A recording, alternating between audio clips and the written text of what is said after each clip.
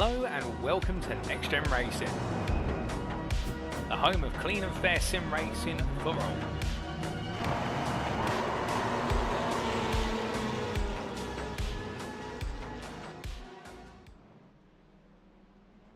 Hello, good evening and welcome ladies and gentlemen to the season finale of the NXTGEN Racing Touring Car Championship Season 7, as brought to you on the premier sim racing platform available only on PC, known as iRacing and powered by Doble Motorcycles. That's right ladies and gentlemen, we are here today for round 10 of 10, the final free race of the season. 9 weeks of racing have played out, 27 races have all led us up to this moment, and it is a finale at the one and only Autódromo José Carlos Pace that awaits our drivers here in Brazil, the circuit more commonly known as Interlagos, but whether you refer to it by its full name or turn to its shorter name, there's one thing that remains the same, and that this is a circuit that is the site of many a championship ending drama. Whether it be the infamous Is That Glock moment from the 2008 Formula 1 season finale, or in more recent history the Brazilian Stock Car Championship, seeing many of its races decided in title deciders at the Interlagos circuit, it is a circuit that is no stranger to seeing our drivers give it the utmost to end their season on a high. Spanning the best part of what is 2.67 miles and consisting of 15 corners, it is a circuit that weaves and winds its way through the local hilly terrain in the outskirts of the São Paulo city in the capital, which is the capital, I should say, of the state of São Paulo in Brazil, and is a circuit like no other with the challenge it presents to our touring car racing class drivers when it comes to need to manage an understeer. With there being so many elevation changes over the course of the lap from corner to corner and straight to straight, some corners are off camber, some are high on camber, and it means that our drivers here will need to know exactly how much throttle they need to apply and when to apply it on corner exit in order to maximise their lap time. Get it right and they'll be leading the way to the checker flag, but get it wrong however and they may just encroach upon some nasty understeer that could be the mistake that seals the deal and sees them not end up having a championship ending that they would like, or the fairy tale that gets away. Boys, we welcome you all to this broadcast live from circuit side for your viewing pleasure. You can be tuning in right now via one of 3 media platforms for your viewing pleasure.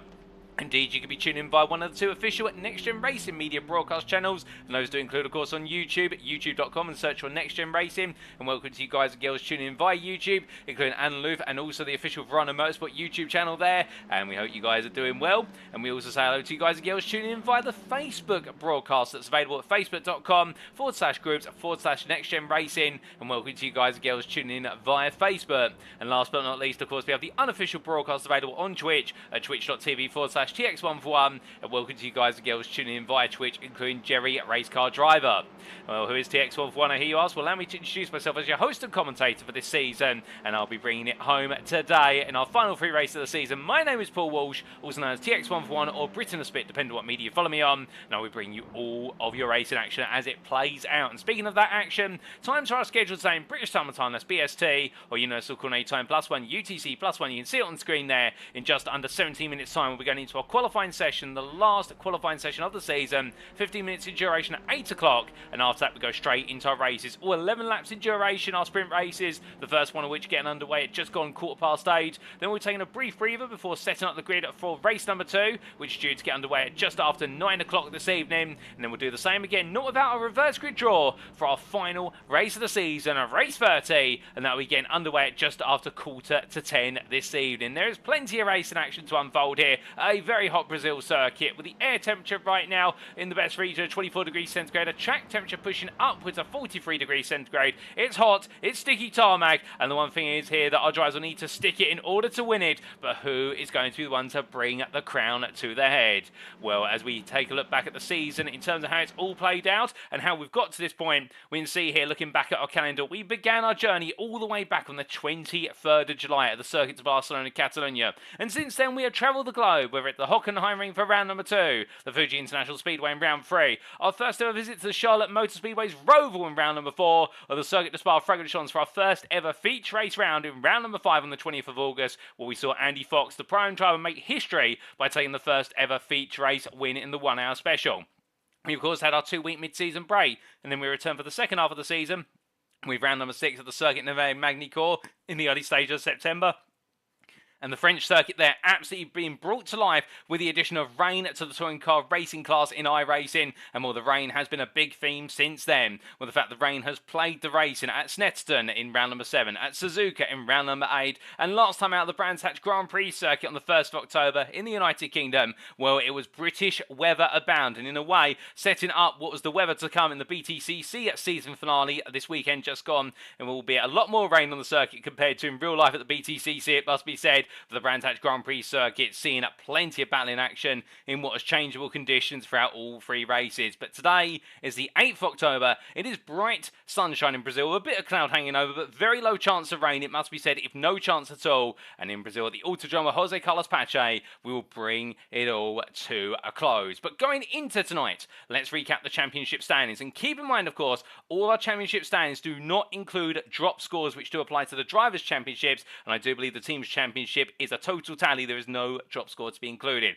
And that means we will be only accounting the drop scores after today. And as we go into round number 10, starting with the overall Drivers' Championship, we can see Wojciech Swirydowicz has done enough to wrap up the championship with a round to spare. He's not going to be on the grid today. He's currently taking care and what is a trip to see family, I do believe, albeit a very positive trip, it must be said, and we have heard that he's doing very well, but we must also say he's doing very well because we can congratulate him on becoming a 2-time NXTCC champion, successfully defending his title this season, and with a gap of what is 207 points to Benjamin McCluskey in P2, well, McCluskey cannot overhaul that 207-point deficit over the course of a drop score for this season, given the maximum possible points from a given round total to just under 200. So therefore, the big question becomes, what about the battle for P2? Well, in a similar vein, Benjamin McCluskey has practically sealed the deal there, with Mikey Doble in the best part of what is just shy of 170 points behind. To be a bit more specific, 163. And well, for Mikey Doble, he'd need perfection today, and for Benjamin McCluskey to have a difficult day in order to tip the scales and bring home P2 instead. Lee Horn, meanwhile, sits in P4, and this is perhaps the biggest battle in terms of the top 10 of the overall Drivers' Championship. It's one of the oldest drivers on the grid in the form of Lee Horn versus one of the youngest, if not the youngest drivers on the grid in the form of Isaac Doble. They are separated going into today by only 15 points, but which one of the two is going to come out on top? They're great friends off the circuit and rivals on the circuit, and they've had a bit of banter between the two of them from what I'm gathering down in the garage in the build-up to today, and I'll tell you one thing, they're both determined to finish P4, but which of the two will do so?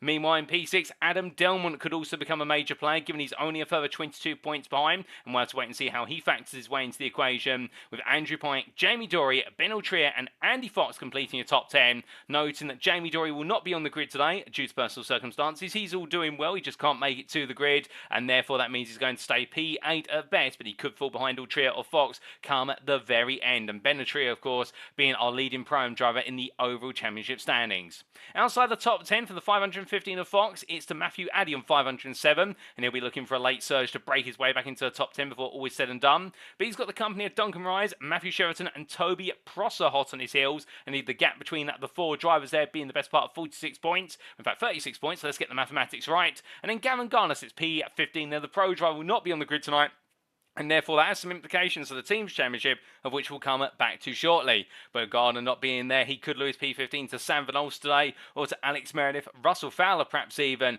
and Jonathan Robrex and Joseph Doble completing at the top 20 there, with the lowest placed member of the Doble Sim Racing team in P20 on 364 points, being followed up by a further 6 by Alan McCain. James Pascal sits in P22 ahead of Liam Silkstone, with Michael Leeson and Salome Jarvosky completing a top 25, and then we do have Tom Davidson P26, who really has been very strong in the changeable conditions, but hasn't been on the grid that frequently for the second half of the season, and his presence has undoubtedly been missed, particularly for the Sim Racing Collective Teams Championship aspirations. But he's ahead of Adam McNally by the best part of 12 points, with Nick Clibbons, Patrick Falconer, and Mark Sykes completing that top 30. Pedro Diaz sits P31 and 218 points, 3 clear of Ian Manners, with Luis Pascucci P33 ahead of Matt Emmons, and there we can see the leading AM driver on 201 points, just ahead of Sam Smith in the battle for P34 based on result countback. But Emmons has definitely carved away and a legacy in this AM Class Championship when you look at the overall standings. Reese Watts sits P36 ahead of Harley Bicknell. Next, Luke Jones, Mitchell West, and Jonathan Collins to complete the top 40. And keep your eyes out for West and Collins as they battle for P39 in the overall championship. But I think they're going to have their eyes on the prize in the AM Class Championship, which will bring you up to speed with shortly. Outside the top 40, let's not forget about Sam Bradley. Alternatively, what is Valentin and Blair? We also do have Daniel Fritz, Marcel Fritsch, and Piotr Jegozalewski completing the top 45. A further 11 points behind is Dimitri Coulomb, with Jake Pitt, Craig Tillerson, Ryan Plummer, and Gabriel Yilmaz completing your top 50. Outside the top 50, Mark Kent, with technical issues plaguing him all season. I don't think we're going to be seeing him on the grid for the season finale. He's ahead of Costa Chatscontinentu by 12 points. He returns to the grid today. And then to wrap up those with points, Dylan Mystery, Josh Brown, Kevin Smith, and Lewis Mason, with Mike Kurtler, Thomas Delaney, Andrew Parkin, and Andy Coleman yet to score any points. But now, coming on to other championships which is yet to be sealed up, the Pro-Am Drivers' Championship. 1,009 points is what Ben Altrier has. He is being chased by Matthew Addy. The delta between the two of them there standing at what is the best part of 68 points, and indeed right now it could not be closer between them as they go all the way to the finish line. Matthew Sheraton, meanwhile, in P3, he's in a distant reach of that potential Pro-Am Championship crown. Keep in mind, of course, that these standings do not account for what is drop scores, and therefore it's all to play for in the Pro-Am class, with Altrier holding a slender margin, but nine, he's got his work cut out for him. Duncan Reyes as well has an outside chance. Sam Van Olstars, the two Goldwing Motorsport drivers, and then make it a 3, with Andy Fox there completing the trio on 842, and Russell Fowler being the lowest place driver, who in theory, if everybody else was to retire from all 3 races or have nightmares, Russell Fowler could theoretically potentially take the crown. So it's a 7-horse race, but the main two belligerents, Ben Altrier the leader, and Matthew Addy in P2, and Matthew Sheraton having an outside chance. Indeed, right now, so you may be thinking, is this synonymous of Jake Hill versus Tingram, with what is, as an outsider, an Ash Sutton style approach for Matthew Sheraton? Well, you would be correct. From the BTCC to the NXTCC, albeit keep in mind, of course, Altrier does have a points advantage over Addy, and they're not level going into today. However, there's also more to come in the Pro-Am class. In P8 with Toby Prosser there, he'll be looking to try and pick up as many wins as possible, as many podiums as possible in this final round of racing, given the fact he really has been a revelation in the second half of the season, the changing conditions, but can he also prove that he can be a master of the sunshine? Alan McCain will look to prove otherwise, a further 16 points behind. And James Massersgal completes your top 10 on 694. Alex Meredith in P11 sits only a further 7 behind. And best of the rest for now, when Michael Lee's only 1 point off him, it's going to be a fight between the two of them, and they'll look to rope James Massersgal into that battle. Slamir Jarowski sits P13 on 616. The best part of 24 points ahead of Mark Sykes. And noting, when I caught up with Mark Sykes prior to this season getting underway, his target in his debut season, the Pro-Am class, was to finish inside the top 15. Well, right now, he's on course to do that, being the best part of what is there, 41 points ahead of Nick Clibbins, but can Sykes bring home his aspirations for this season? Only time will tell. From Clibbins in P15, it's then Luke Jones in P16, and we do have Liam Silkstone, Tom Davidson, Sam Smith, and Ian Manners who complete the top 20 of the Pro-Ams. And outside the top 20, let's not forget about them. Harley Bicknell ahead of Jake Pitt, with Piotr Jegozalewski, Pedro Diaz, Vincent and Blair, Dimitri Coulomb, Andy Coleman, and Andrew Parkin completing your Pro-Am Championship standings. There's even more of this to come when you look at the AM class, and the AM class is even closer. Leading the way, Matt Emmons, he stands on 1,152 points. The best part there of what is 28 clear of Mitchell West. When drop scores are accounted for going into this round, not including what is the season finale as a drop score, well, the gap is actually the best part of almost 100 points. However, anything can happen, and Matt Emmons, I can tell you right now, when I caught up with him in the build-up today, he's just hoping he can finish the job by the end of race 1. He wants to get it done and not let Mitchell West and Mitch West Performance get his fangs into the Verona Motorsport driver's aspirations to become champion. However, keep in mind, of course, this AM class has been absolutely topsy-turvy all season. And what is there? Marcel Fritsch will be hoping for plenty more points today in P3 as he looks to fend off the charger Daniel Fritz. Once a major contender, now an outsider. And the same for Sam Bradley. For Sam Bradley, he has been perhaps the strongest driver in the second half of this season on outright pace, albeit the consistency of Matt Emmons has been the difference. But if Bradley can string together a trio of wins today, could he finish inside the top 3 when all is said and done? Outside the top 5, Roy Plummer still fends off Jonathan Collins by 7 points in their battle for P6, with Craig Tillerson, Mark Kent, and Costa Chatscontinentu completing the top 10. Gabriel Yilmaz sits in P11 ahead of Mike Kurtler, with Lewis Mason, Dylan Mystery, Josh Brown, and Kevin Smith wrapping up those with points, and yet scoring any points, Thomas Delaney.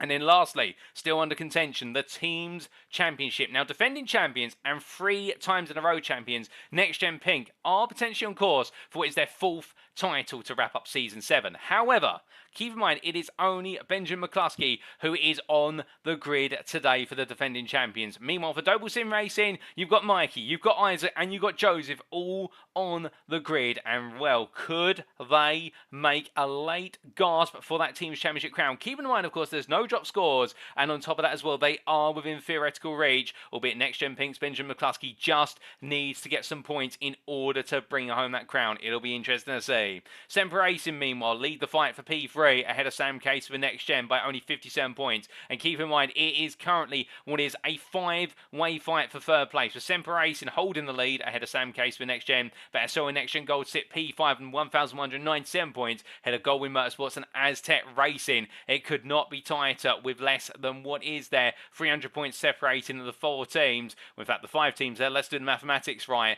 and well, anybody could bring home that P3. JW Motorsport, meanwhile, find themselves in a 2-way fight as well between themselves and the Sim Racing Collective for P8, and then Valkyrie Excite bring up the rear in P10 on 668 points.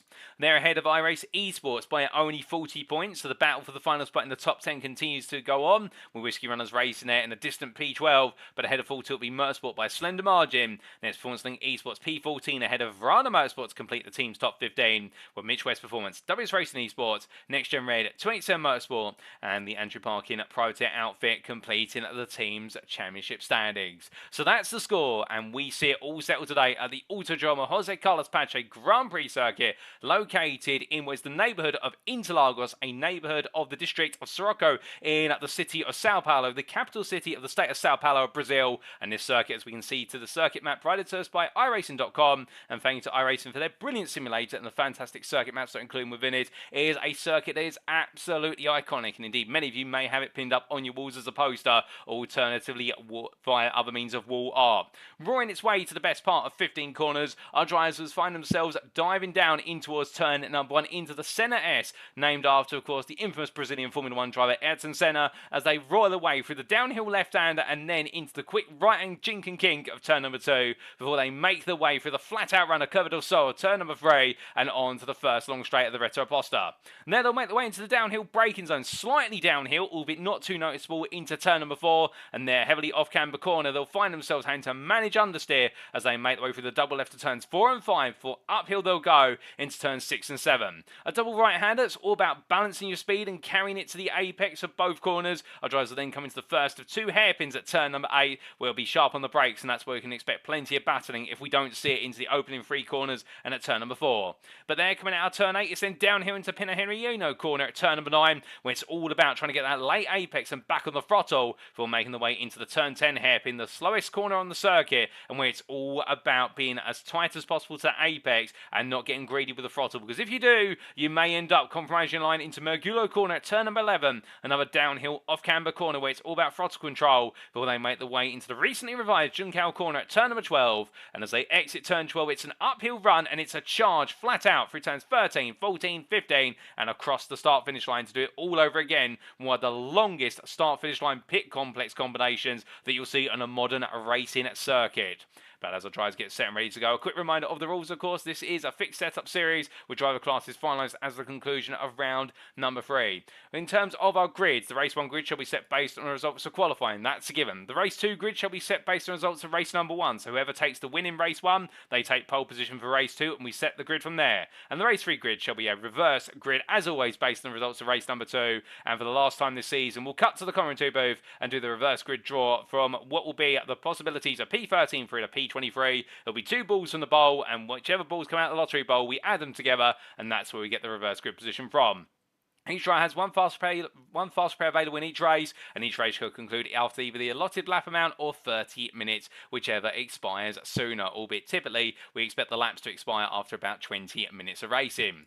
On top of that, a race director or independent race director is stewarding the races for track limit infringements and the deployment of the safety car, and our penalties for track limit infringements start off as just warnings for the first and second infringements. On a third warning, it's a 5-second post-race time penalty. We double it to 10 on the 4th warning, and on the 5th warning, you've inherited yourself a drive-through penalty, which once awarded must be served within 3 laps of being awarded, and racing incidents shall be reviewed post-round. And as always, we continue the success ballast into today, applied on a race-by-race basis and in terms of overall and in the Prime and AM classes, and we update it from qualifying in race 1 into race 2, and the same into race number 3, and those success ballast values on screen for you. Well, if you want to take a look at them, pause the stream now and capture them, because we need to head back to circuit side, ladies and gentlemen, because we set the scene, but the most important stars right now are, of course, our drivers as they get themselves set, and Isaac Doble and Mikey Doble being the 2 fastest drivers in this final practice session, and well, absolutely looking eager to go are the Doble Sim Racing team. And well, of course, Mikey Doble officially crowned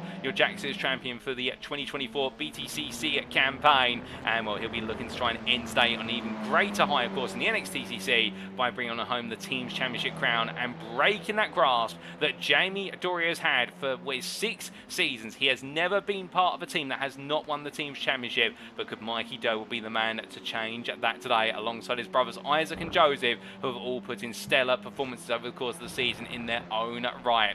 Well, as the checker flag comes out in this final practice warm-up session, ladies and gentlemen, you know what time it is. It is time for us to head to the grid for our final qualifying session of the season. But who is going to be the one to put it on pole in each class and overall? Well, there's only one way to find out, and it'll be over 15 minutes. Here we go.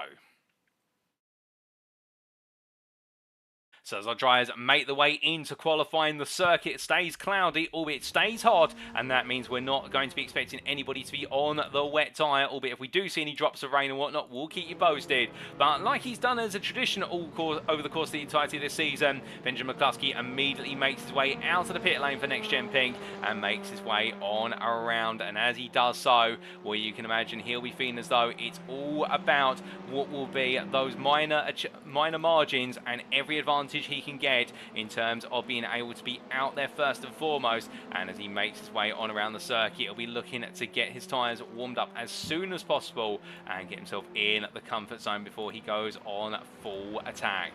But as he makes his way on around, and our overlay just briefly refreshed itself there due to a little bit of driver data needing to be loaded. We do have some accolades to award as this qualifying session starts to build up, and some of you may remember, of course, that last time out at the Brands Hatch Grand Prix circuit for round number 9, it was the retro round, in the fact that we had what was many of our drivers and our teams filled previous liveries they've run in the NXTCC or run liveries dedicated to the Super Touring era of the BTCC, and we're very pleased to announce that this man, Matthew Sheraton, who you can see there, continuing to run his retro livery today, well, he has picked up the award and therefore the gift card prize from our organiser Daniel Fritz for what was the liveries created for the Aztec Racing team. They were the liveries that did win in the end in terms of what we consider to be the best liveries out there, and well, the Aztec Racing team absolutely shining in their dedication to what was the old Renault Laguna liveries of the Super Touring era. And well, congratulations to Matthew Sheraton, who, as I understand it, put all those liveries together for the team. He makes his way on around. We are going to be running the retro round, or the retro livery round, in future seasons in the NXTCC, and more on that in Season 8. And speaking of Season 8, we're not going to give you too many spoilers, but there's going to be a big announcement regarding Season 8 at the end of today's broadcast, so you want to stay peeled the way to the very end. But congratulations once again to Matthew Sheraton for being awarded the retro round livery prize, and we also need to say a big thank you to none other than this man, Daniel Fritz, Whiskey Runners Racing, for hosting the retro round, and well, much appreciated from him. And it's so great to see so many drivers getting involved in helping run the NXTCC alongside the admins, and it really goes to show you it is a huge community on this grid. It's not just about the drivers going racing week in and week out, but it's about the NXTCC family that goes from venue to venue, race to race, and round to round. But as he makes his way around, most of our drivers now onto their first flying lap with some pre-race faults. We told you a little bit earlier about Mark Sykes' pre-race faults, but also we do have the pre-race faults of this man, Matt Emmons. He makes his way on through turn number 4 into 5, and he was saying to me in the build-up to today is that he's hoping to finish the championship in the first race. As we mentioned earlier, he wants to get it done. He does not want the added pressure of the championship staying open for too long. He doesn't want it to linger beyond race number 2, I can tell you that. And he feels like if he can pick up one more win and a fastest lap, it should be enough in race number 1 to confirm it as champion after drop scores are applied. But that's the simplicity on paper. That's the quick mathematics. However, do keep in mind, of course, of that, he has this man to contend with, Sam Bradley, who can't win the championship unless all his rivals have a nightmare of a day and don't score. But Sam Bradley really has been the man to beat over the last couple of rounds. Has been absolutely ferocious with his pace, and on top of that as well, we do of course have Mitchell West, the man from Australia for Mitch West Performance, a mechanic in real life motorsport and driver today. And I can tell you one thing, Mitchell West has come on leaps and bounds this season, and could he spring a late surprise given he is the main contender to take on Emmons? Was those first lap times come on in, the eyes at Doble absolutely flying out there, I can tell you right now, and he is definitely looking to try and get one over Lee Horn in this qualifying session to make sure he's the one to take P4 in the overall Drivers' Championship, and with it also bolster the point tool of what is Doble Sim Racing for them to try and usurp Next Gen Pink in this finale. But then again, Benjamin McCluskey right now very lonely out there in terms of the sole Next Gen Pink car, but knowing he's got a task to do today, and that is score the points that will see them to the finish line and become 4-time teams champions. And what a way it would be to end what has been a strong season for Benjamin McCluskey, because he is on course, of course, for what is the P2 in the Overall Drivers' Championship, and has been the man to keep what is Wojciech Swirydowicz as honest as humanly possible. But as we do say hello in the YouTube chat there to Welshboy 2012, who's wishing on the best luck, in particular to Full Tilt Motorsport, and Ben Altrier, who you see here, who's trying to bring home that Pro-Am Championship crown. We also say hello to Santana Sim Sports, who's cheering on Matt Evans and Craig Tillerson, so cheering on the Verano Motorsport outfit. And we also say hello in the Facebook chat to what is there, Katie Eames, a big Verano Motorsport fan, and cheering on the Verano Motorsports drivers and hoping that Matt can bring it on home in race number 1. And also say hello there to Lee Horn, who's out on circuit right now, but wishing the best of luck to drivers in the Facebook chat. And we're 5 minutes into this session, and right now, are there any surprises? Well, a bit of a close one there between one of the JW Motorsport drivers and what was, I do believe, the Verano Motorsport car of Matt Evans. They're getting very close together there, just in front, and well, as they make the way on around, I think Evans holding his line because he is on a lap, but I think in turn the JW Motorsport car behind just getting a bit too close on its own lap, and therefore in trying to pick up that toe in the compromise its lap, and almost having a little bit of a ding-dong with the Verano Motorsport Honda, albeit as they head to the line, they're going to be too wide here, and I suspect they will swap the places around to settle down. That's Patrick Falconer, who's just come on through, and well, Falconer goes at P21, and Emmons then holds his line on the outside, so they do swap around, but definitely very close there to the limits, but they have got the best part of 9 minutes to go in his qualifying session, so I don't think Emmons is going to be too upset about that one. I think they might have a brief chat down the paddock before race number 1, just to talk that one through. But meanwhile, at the top end of the spectrum, here is your leading Pram driver provisionally in this qualifying session. It is Nick Clivens right now for Iris Esports, and we'll look at the times at the top of the tower, ladies and gentlemen. From Clivens to pole position, provisional pole of Joseph Doble, that is only what is 1.2 times if that. In these dry conditions, when the wet, of course, we've previously seen it's been a question of who's got the confidence or who is able to master the evolving nature of the circuit and get the best possible lap in at the right time. Whereas here currently in this qualifying session, it's going to be about getting the fuel out of the car and then just nailing the lap as Clivens steps aside there with a bit of understeer coming through turns 6 and 7 and lets the 2-1-2 of none other than Alan McCain make its way on through. I think they're giving what it was McCain a bit of a tow, his teammate, in order to assist him and help him move a little bit further up the running order. But as he heads in towards turn at number 10, your AM provisional pole sitter right now is Daniel Fritz, and the Whiskey Runners Racing driver 9. That whilst he has an outside chance of the AM Drivers' Championship crown, indeed it's a very slender one if that, his target will be to finish runner-up as a minimum as he makes his way on to the start-finish straight as he comes on through and into the kink of 15. Well, as he heads the line, he's into the pits. In fact, he decides he wants to put on a fresh set of tyres. Isaac Doble, meanwhile, goes purple in the middle sector and moves to an 18 thousandths of brother Joseph, and right now it's looking to be a Doble 1-2. They are looking fast out there, but Adam Delmont's not too far off. And keep in mind, of course, that the SL and Next Gen driver is in a car that's quite light in terms of its success ballast, and therefore Adam Delmont could be a thorn in everybody's side today, given the fact his season has been blighted with difficulty, but he has been race leading pace when it's mattered most, and really the moment where his season took a downturn was at the Cirque du Spa-Francorchamps in the feature race round, where it all went wrong for him when he was trying to keep the championship wide open versus Wojciech Swirydowicz, and he never has quite recovered from that until Brands Hatch last time out. And well, can he continue that upward trend and potentially take at least one win today, if not go for all three? as he comes in towards turn number 8. We'll have to wait and see whether he can make what could be a dream into reality as he rolls off of turn number 9, the number 37, gleaming brightly as we see there on the exit curve. One of the Doble Motorcycles drivers just taking a nice and easy step on the side as best he possibly can. But as they make the way on around, we do look to Mikey Doble, who's heading down into the Juncal corner, currently the fastest of everybody in subsector 2. So that's the run on down the Reta Aposta coming out of the Cover del Sol, and as he heads his way up towards what will be the timeline, will he peel into the pits this time, given the fact we normally see the majority of drivers peel their way in at the halfway point of the qualifying session to put on fresh rubber, given the fact now these tyres do go off quite rapidly when they're pushed aggressively in qualifying, and yes he does. Meanwhile, Wojciech Swirydowicz at the other end of the pit lane starts to make his way on out and into what will be his out lap, and then subsequently with approximately 4 minutes to go, we expect will be his fastest laps of the session. Can he bring home that pole position with Wojciech Swirydowicz into the pits right now? Well, a lot of drivers diving into the pit lane. Meanwhile, further down the order, well, Costa Chats Continental running a bit of a retro livery today, as he makes his way on through turn at number 15.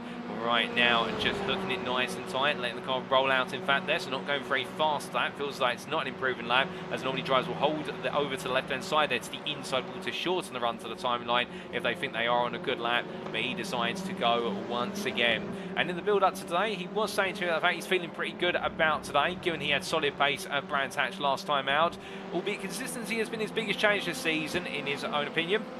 He feels like if he can smooth out all the small mistakes, then he'll have a chance to perform well here at Interlagos today. As whilst it's a track he's never raced on, it's going to be a new experience, and he's ready to adapt to the circuit and learn its nuances as quickly as he possibly can. We wish him all the best of luck with that today. Indeed, good luck to all of our drivers. And well, he wants to end this season on a high, but picking up at least one class podium today in the AM class. And we'll have to wait to see whether he can make that happen, because he has been battling for podiums and top 5s in the AM class all season. He has picked up, I believe, one AM podium this season so far, but can he add to his bank account with that? Well, we will have to wait and see as he makes his way on down and through. Well, meanwhile, we've got some new laps coming up. Wojciech Swirydowicz makes his way out of the last couple of kinks and onto the start-finish straight. And let's ride on board here with Wojciech Swirydowicz as he takes us around for a flying lap of the Interlagos circuit.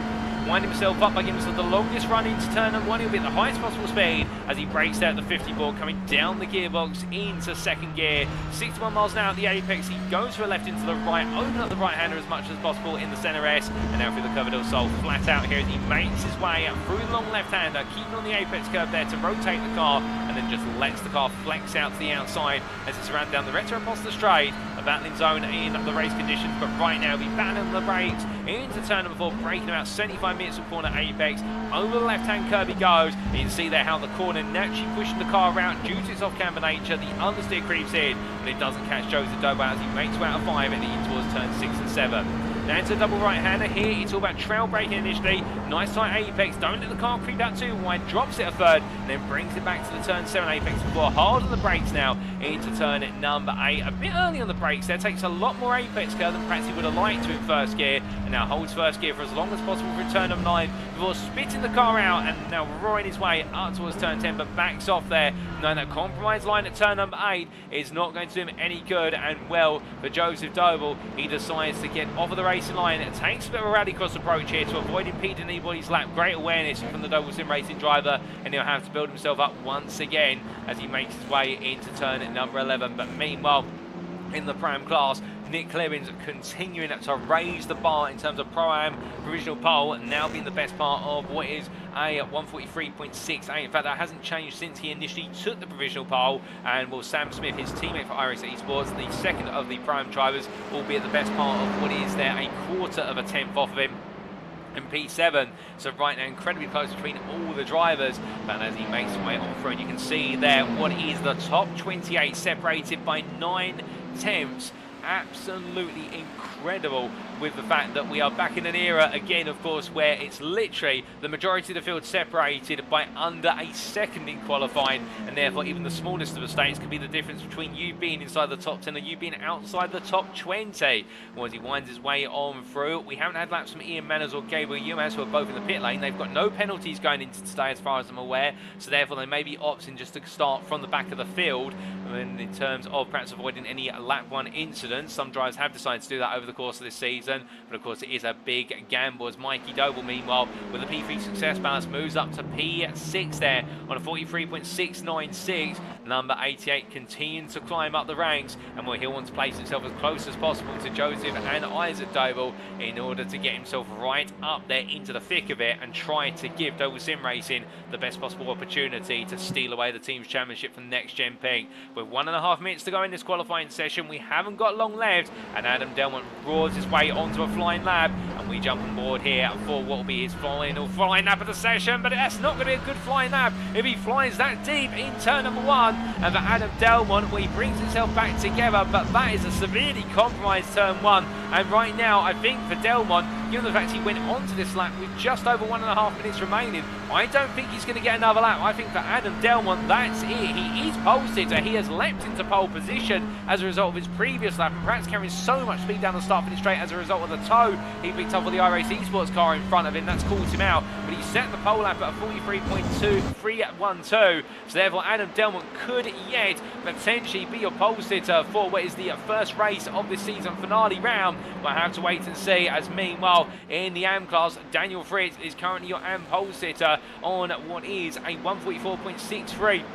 In second place in AM class from P31 and Daniel Fritz's P34, Matt Emmons, who is the best part of 3 tenths behind, albeit Emmons is ahead of Mitchell West, and that will be his main target. He won't be as concerned about Daniel Fritz as he comes on down on through turn number 9 here. The Whiskey Runners up Veloster right now, just giving it everything and knowing that it's as much in his control as it is in the hands of the gods, and that being the racing gods. And as he makes his way on through turn number 10, you can see Adam Delmont there compromised, moves off racing line, and Daniel Fritz, I think, wondering what was going on at first, but then decides, okay, I'm just going to commit to my racing line as he makes way through. Qualifying has come to a close, ladies and gentlemen. Checker flag is out, but our drivers who are on laps are allowed to finish them, and Fritz goes very wide there. Juncal Corden just about keeps him in track limit, albeit almost taking a bit of a run off down the side of the hill. And if you go wide out Juncal Corda, it is a huge downhill slope, and it's very hard to recover the car as Piotr Jigaszlewski leaps up to P4 off camera at 43.567. Here comes Daniel Fritz. He's going to try and raise the bar even higher in the AM class pole position.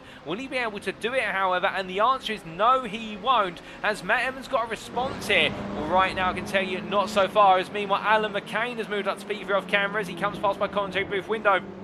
We're 43.540, so as a result, that prime pole position moves back to P3 overall. But here comes Emmons on through the last couple of major quarters, as meanwhile elsewhere nobody else is really improving. Joseph Doble, who's P4, he's improved in what is the penultimate subsector, and in fact we can look to Joseph Doble as he makes his way towards the line, but he's not going to improve. He stays where he is. It'll be P4 at the most. Other cars coming into the pit lane. What about Emmons then as he makes one around? He hasn't got much of a tow. He's got a distant tow from McCluskey. He is on a personal best in the first sector and also in the last sector here. So for Emmons, could this be enough? Could he snatch pole position in the AM class? He crosses the line. What's it going to be for Emmons? In the end, it is not an improvement, and Matt Emmons will stay P34, second place in the AM class on this grid, as the last our drivers make the way on through, including what is, I think, not Jamie Dory out there, forgive me, with the initials of another driver out there I was getting confused with. And well, the last driver I think out there on a lap, albeit I think it might be a cool down lap,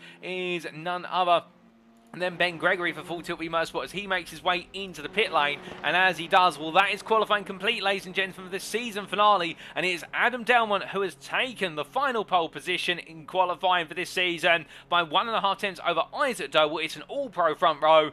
Pro-Am pole position goes to Alan McCain for iRacing Esports, who starts P3, 2 attempts off the pole position overall, but put in what is a quarter of a attempt between himself and Piotr Jigaszlewski, who put in that stellar end to the qualifying session there. And in the end, it will be Daniel Fritz who takes AM pole position P31, 1.3 seconds off of the overall pole, but 3 tenths clear of Matt Emmons, who as he cools the car down right now will know the bonus points for pole position have not come his way, but it doesn't matter. He's qualified ahead of Mitchell West, who starts P37, and he knows now what he's got to do in race number 1. But as our drivers make the way into the pits, they'll be shortly back out on circuit to make up the grid for our first race of the day. And well, the scene is truly set and simmering with regards to tensions. So our drivers make the way into the grid, and this is how they'll line up for our first race of the day.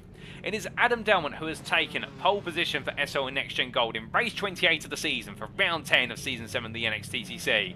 He is joined on the front row of the grid by Doble Sim Racing's Isaac Doble. Directly behind the SL NXTGEN Gold Honda is the prime pole sitter for iRacing Esports of Alan McCain. Congratulations to him on a stellar prime pole lap.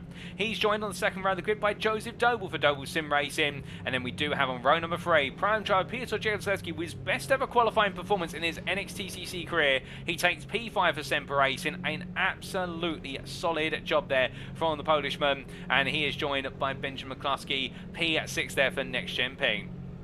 Nick Clemens starts P7 for iRacing Esports, and he's in the company of Toby Prosser for Aztec Racing, with the primes making up half the top 10. This is absolutely brilliant to see the pros and primes really going at it in this qualifying session. And then behind them to complete the top 10, Sam Smith for iRacing Esports and Mikey Doble for Doble Sim Racing.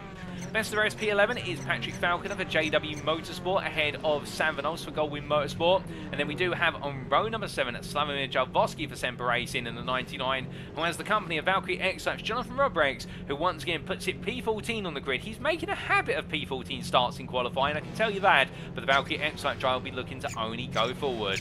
Ben Altrier starts P15 for Full Tilt Motorsport, joined on the 8th row of the grid by Matthew Sheraton for Aztec Racing. And then we do have Andy Fox for Goldwyn Motorsport and Lee Horn for Sam Case for NXTGEN on row number 9. We have top 20 being completed by Ben Gregory for Full Tilt Motorsport and Alex Meredith for Whiskey Runners Racing, who conversely has his weakest qualifying performance of the season. Luke Jones starts P21 for JW Motorsport, the Welshman being followed up by the Englishman and Matthew Addy for Sam Case for NXTGEN. Andrew Pite lines up P23 for the Sim Racing Collective, with James Spencer's Gow alongside P24 for Aztec Racing. And then we do have on the 13th row of the grid, Mark Sykes for Sam Case, in fact the 13th row of the grid, my number was correct. Mark Sykes, Sam Case for NXTGEN, and Duncan Moraes for Goldwyn Motorsport. Tom Davidson starts at P27 for the Sim Racing Collective ahead of Michael Lees for JW Motorsport, with the top 30 being completed by John Higgins Jr. for the Sim Racing Collective and JW Motorsport's Reese Watt. And notice there how TSRC and JWM will be battling on those two rows all the way to turn number 1. Daniel Fritsch and pole sitter lines up P31 for Whiskey Runners Racing. The Australian driver being joined by Russell Fowler for Performance Link Esports from row 16. Row 17 goes to Harley Bicknell for JW Motorsport and Matt Evans for Rana Motorsport, with Sam Bradley just behind for SL NXTGEN Gold and Roy Plummer P36 for NXTGEN Red in his best qualifying performance in the AM class this season.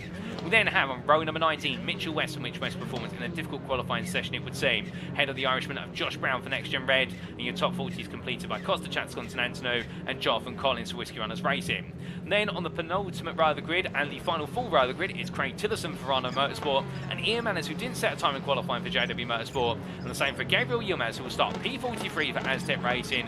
Last but not least on this grid, the 43 starters, ladies and gentlemen, and well, the lights not quite going on as yet, but as we look back down towards the front of the field, well, they've had their taste of pacing qualifying, but now they've got to mean the business. On the left will be Adam Delmont into turn 1 on the outside line. On the right, meanwhile, it'll be Isaac Doble who gets himself set, and well, as they do, the field is all perched and parked up behind them. The lights go on then, ladies and gentlemen, for the first time today. It is race 28 of the season. It's going to be 1 red light, 2 red lights, 3 red lights, 4 red lights, 5 red lights.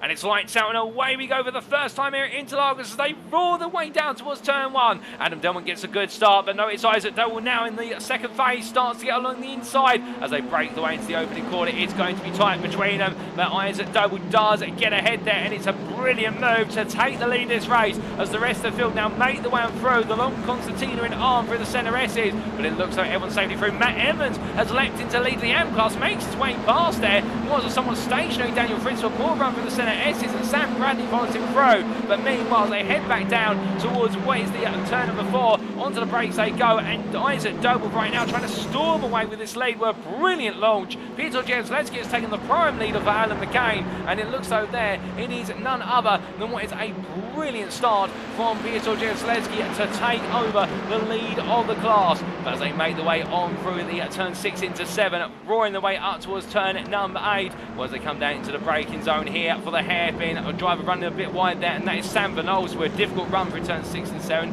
and now coming in towards turn number 9. Well, Van Ols is going to go defensive versus Jonathan Rodriguez, and rolling the way through the long left-hander. It's now all going to be about car control all the way in towards turn number 10, but Wincham's going to get away with it here, where it will be Sam Van Ols who manages to keep Jonathan Rodriguez behind us. Meanwhile, there's been an incident, and that is Matthew Sheraton who's been turned into the barrier there at turn number 10. Was there contact? or that was on his own volition. Well, we'll have to take a look back and find out for you, ladies and gentlemen, when we can. But a crippled car there for Aztec Racing, and a nightmare start to this race, as meanwhile our leaders make the way onwards towards the end of lap number 1 with 11 laps over the race distance. But as they roar the way through, Isaac Doble right now under pressure, but behind you can see Benjamin McCluskey with Toby Prosser pushing him every step of the way as they come towards the end of lap 1, and it is Isaac Doble who leads, followed by Adam Dawn in P2, Joseph Doble P3.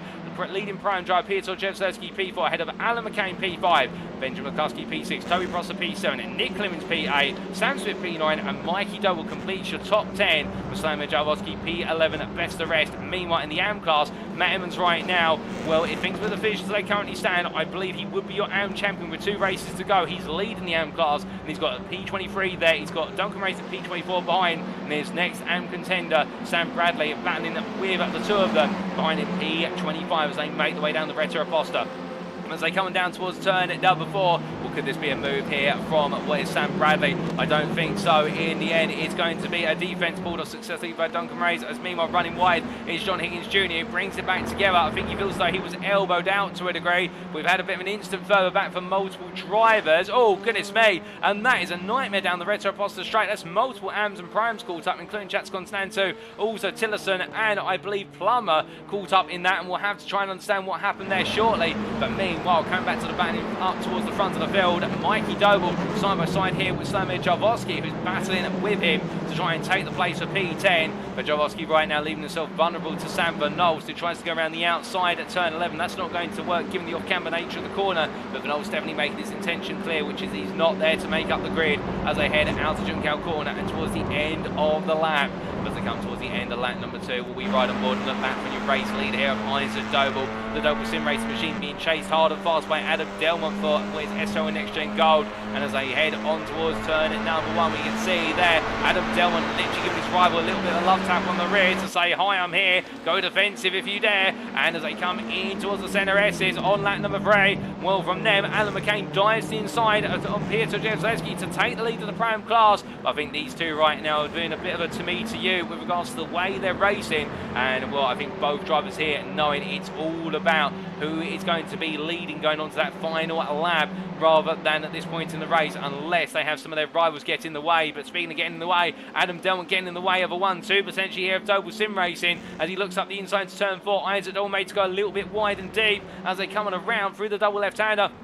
Up the hill they go towards what we turn 6 and 7, and Delmont having to go defensive hard and fast here in towards the double right-hander. You'll notice that Isaac Doble looking to try and get the cut back there into 7, but Adam Delmont seeing it coming and putting the car in the apex, is really parking up, and Joseph Doble behind him P3 now starting to get into this queue as we've got plenty of battling further back, including iRacing Esports teammates of Sam Smith and Nick Clemens swapping places there for P9, in fact for P8 I should say, as a bit of damage to Smith's car. I think there's a bit of bumper that's hanging off on the front, and that is just grinding against the road surface as Nick Clemens being passed there almost by Mikey Doble. In fact, Doble goes the inside into turn number 10, looks around the outside now into 11, but in the battle of the Hondas, well, Mikey Doble on that outside line will have a compromised apex speed, and therefore he may not be able to make this work as they come in towards the left-hander of turn number 11. But in the end, Nick Clemens stays there hard and fast, but the thing is, Mikey Doble now will have all the momentum as he makes his way up the hill. He'll have the toe, and that is going to now be more and more pressure on the number 13 from iRacing Esports to try and hold on, and keep in mind that Sam Smith has already got to 7/10 away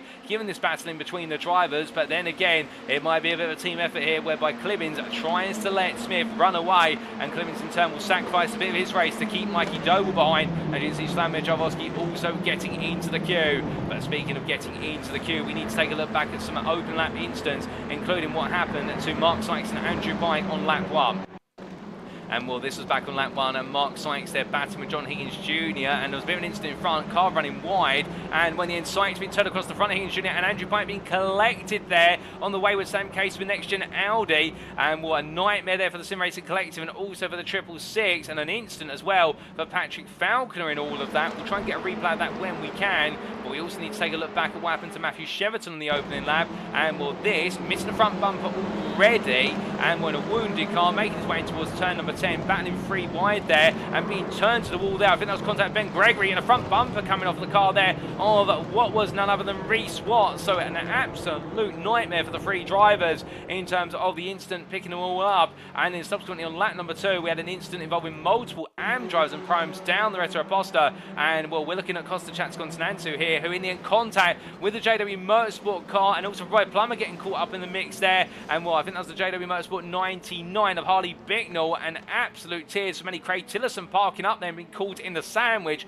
A nightmare moment, but the camera angle, to be fair, not being that flattering for anybody, so we're not going to point the fingers, but it does look as though there 4 AM drivers all caught up in a nasty shunt as we return to live racing and going on to lap number 5, and it is Adam Delmont who now leads as they make the way closer and closer towards the halfway point of this race. Now, as they come across line, we can see and say hello there to Handsome Shoe in the YouTube chat. It says, can I hear bird noises from this racing, or am I losing my mind? Well, if some of you are hearing a slight click in the background with regards to the broadcast, you're hearing it's not deceiving you. We do believe that there is a slight technical hitch with regards to our microphone here, which we are going to fix after race number 1, or try to fix, but thank you for that. If you are hearing a clicking noise, we are going to try and resolve it going into race number 2, but as our drivers make the way down in towards turn number 4, well, the birds may sing a chirp for Adam Delmont right now, but meanwhile I can tell you that Stamir Jalvosky, well, he's going to be trying to peck away at what will be Mikey Doble as we ride on board with the number 99 as he comes on through the left-hander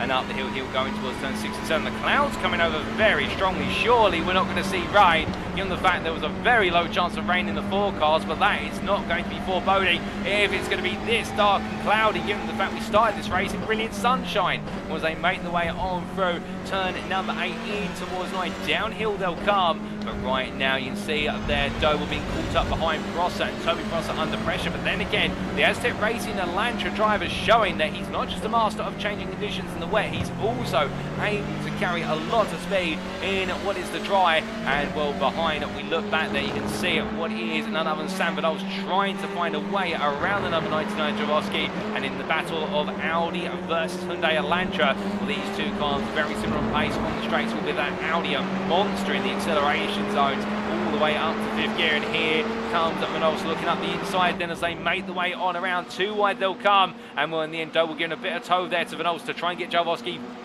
to have to fight further back rather than look forward to chase after him, as Vanos is going to be on the inside here coming into turn number 1, but which of the two is going to outbrake the other? And of course it switches back to a right-hander in the opening couple of quarters, so therefore being on the outside for turn 1's not necessarily a bad thing. Jalvosky's going to try and prove that as they rub paint coming downhill for turn 2, a bit of a bump between them, but in the end Sam Vanos will get ahead just about on that contact I think seen in the deal initially, but Jalvosky now will try and come back in the battle for P9 as they roar the way down the Retro-Aposta. And as they come in towards the braking zone here, will Jalvosky look for the lunge? No, he won't. He stays behind and waits and bides his time, as meanwhile we look back to Lee Horn, who right now in P14. Well, no, with Isaac Doble up in P2, he's got a lot of work to do. And to be fair, when I was speaking to Lee down in the paddock before qualifying, he was saying to me the fact that this season really has been about him finding pace over the course of each and every round of racing, but also on top of that, the fact that Isaac Doble seems to have the better pace here. But for Horn, it's all about the consistency that has boded so well for him all season long, as meanwhile Mikey Doble battling his way up the inside there into turn 8, completing the move through 9 versus Toby Prosser, and moves into P7, the Double Sim Racing driver. A nice move there, and the number 88 now looking to chase after Nick Clements if he can break away from the Aztec Racing Elantra.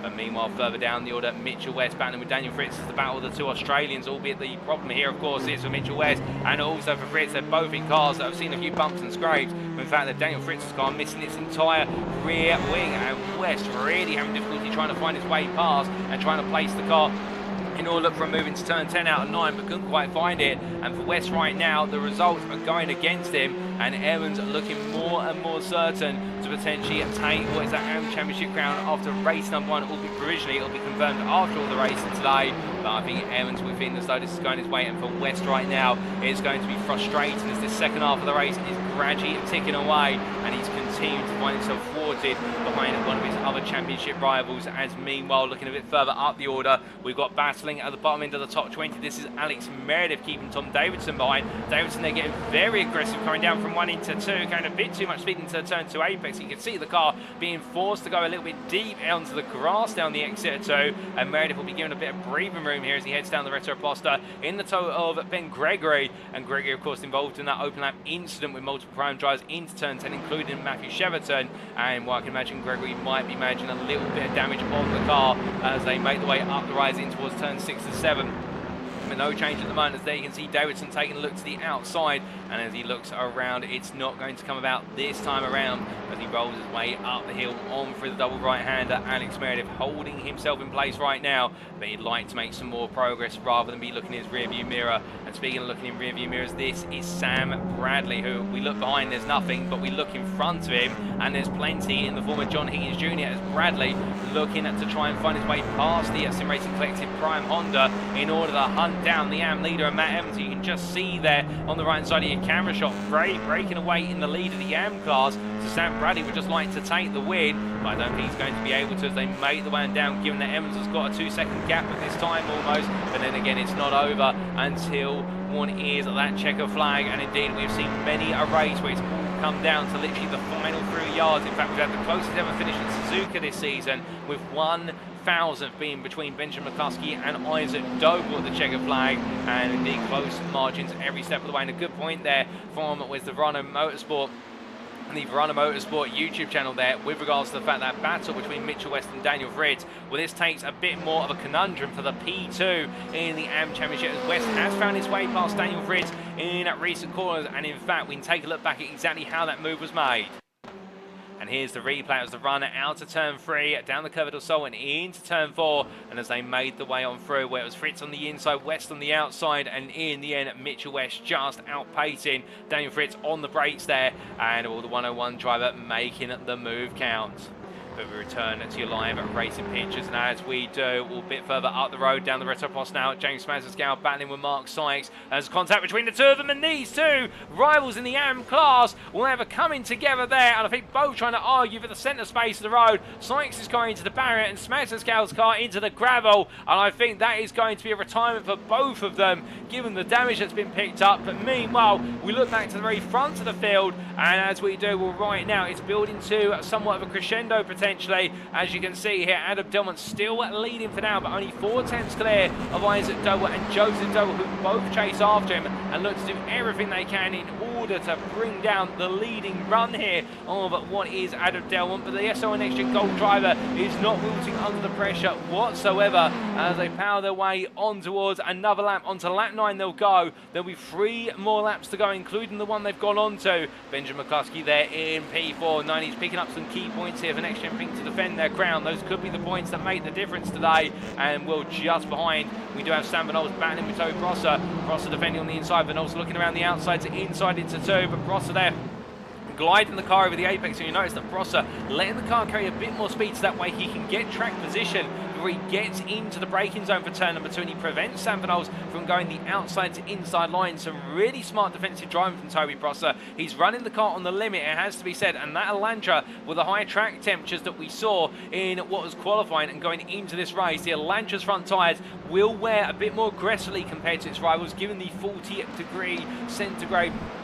The 40 degrees centigrade, what is track temperature and higher, that's where we normally see the Elantra burn away. But as the drivers make the way on around through the double right-hander at turn 6 and 7, it does look as though at the moment Van Ols having to keep himself up for another potential move in due course. And meanwhile, further back, it's now Mitchell West looking for a potential move here on Josh Brown as they head in towards turn number 4. And as he comes on through and through the double right-hander, West looking for another opportunity to try and pick up one more rival. As there's been drama for Toby Prosser, but we stay with West versus Brown. He looks up the inside. Brown does not back off, however, as they come through 6 and 7, and West 9. He needs to make this progress to potentially try and keep the championship open as he looks up the inside, but Brown cutting his nose off there there, and West right now not being given an easy opportunity here, and Brown here to try and pick up what is full place in the AM class and push himself onward to race number 2, and Mitchell West finding that he's got to grind out every single position as they make the way on towards turn number 11. Meanwhile, off camera, there was an instant for Toby Prosser, and here's the replay, ladies and gentlemen. This is the battle between Prosser and Sam Van coming out of turn number 11. In fact, that was turn number 9 into 10. Prosser there braking and contact with Van they turned it. I think Prosser was a small lock-up, and then subsequently the two coming into contact, and well, the rest was history with Van having Prosser come across his front bumper and be turned across in the end by the Goldwyn Motorsport car, and Prosser getting himself back up to speed, but dropping all the way down to P17 with Sam Smith sneaking on through.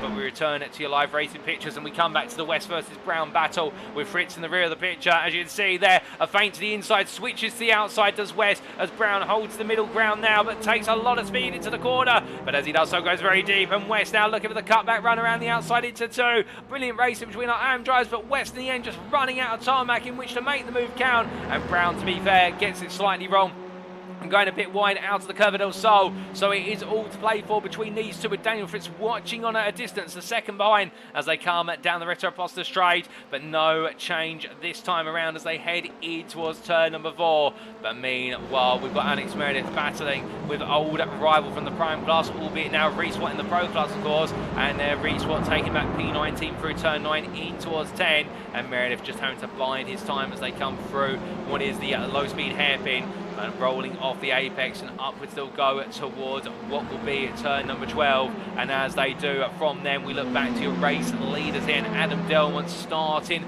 to establish a slightly firmer grip on this race lead as the white flag waves. It is the final lap of race number 1, and as you can see, Delmont right now half a second clear, I think, feeling confident. Meanwhile, Isaac and Joseph, the two Doble brothers, P2, P3, a flash of lights there from Joseph Doble. Whether they're going to be going fighting on this final lap, we'll have to wait and see, but I suspect they may prefer to hold position given the fact they've got the next gen pink car, Benjamin McCluskey, right behind, and well, if they were to let that get in front of one or two of them, it would mean that Double Sim Racing's chances to try and steal away that team's championship would suddenly fall by the wayside, and that's what McCluskey will be hoping, is he can put some pressure on the two Doble brothers in order to get them to battle and squabble over P2, but I don't think that's going to happen. I think they'll have their strategy in mind, as meanwhile Mikey Doble holding on to P7 currently, with Slamir Jalvosky and Sam Van Olst now enjoying their own battle, and well, you can see here, this is Van Olst versus Jalvosky, too wide on the exit of turn number 5 after battling into turn 4. Up the hill they're going to 6 and 7 through the double right, and well,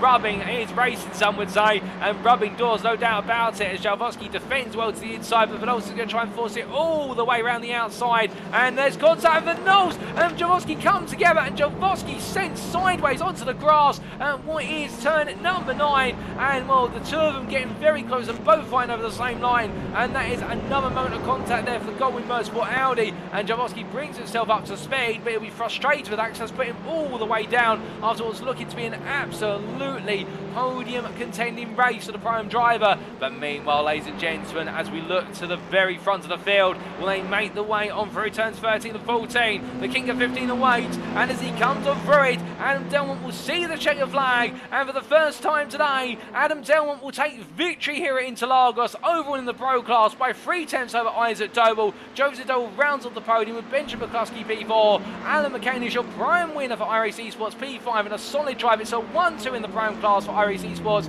with Nick Clemens P6. Mikey Doble P7 ahead of Ben Altrier, who rounds on the prime podium. Peter Jalzewski and Sam Loss complete your top 10. Meanwhile, further behind in what we believe could be the crowning joys AM Championship campaign, Matt Evans takes the AM class victory for Rano Motorsport in the 72. P23 ahead of Sam Bradley by what was in the end, almost, well, in fact, 2.1 seconds. Sam Bradley, the runner-up in the AM class, and Jonathan Collins will make it P3 in the AM class with what is P27. And a solid drive there for Whiskey Runners Racing's 1-2-3, as meanwhile it was not quite as easy as 1-2-3 for some other drives out there, including Matthew Sheraton after that unfortunate open lap incident, but getting the front bumper repaired on the car, and he will finish just behind what is there Daniel Fritz. He'll be finishing P33. Craig Tillerson as well involved in that second lap altercation down the Retroposta, P34 for the Rona Motorsport driver, and then we do have the best part of 13 seconds before we get to Roy Plummer, who comes to the line, and he makes his way on through. Man, the qualifying went very well, but in the race it's gone a bit backwards, but he's still got 2 more races to come. P35 for the number 9 for Next Gen Red. As Patrick Falconer and Kostachats Konstantinou do battle to the line, and Falconer will take the place of the AM driver right at the close. With your last finisher on the lead lap, Luke Jones, P38 for JW Motorsport. Then a frustrating start today for the team. But as Adam Delman roars his way on around here, he'll be lapping up the victory and absolutely loving the fact he's been able to take that with the SO Next Gen Gold. And, well, Isaac Doble and Joseph Doble are 2-3 for the Doble Sim Racing brothers, and they won't be complaining about that after what was a challenging race number 1. It wasn't quite the win, but still a great haul of points, and most importantly, finished ahead of Benjamin McCluskey, who took P4.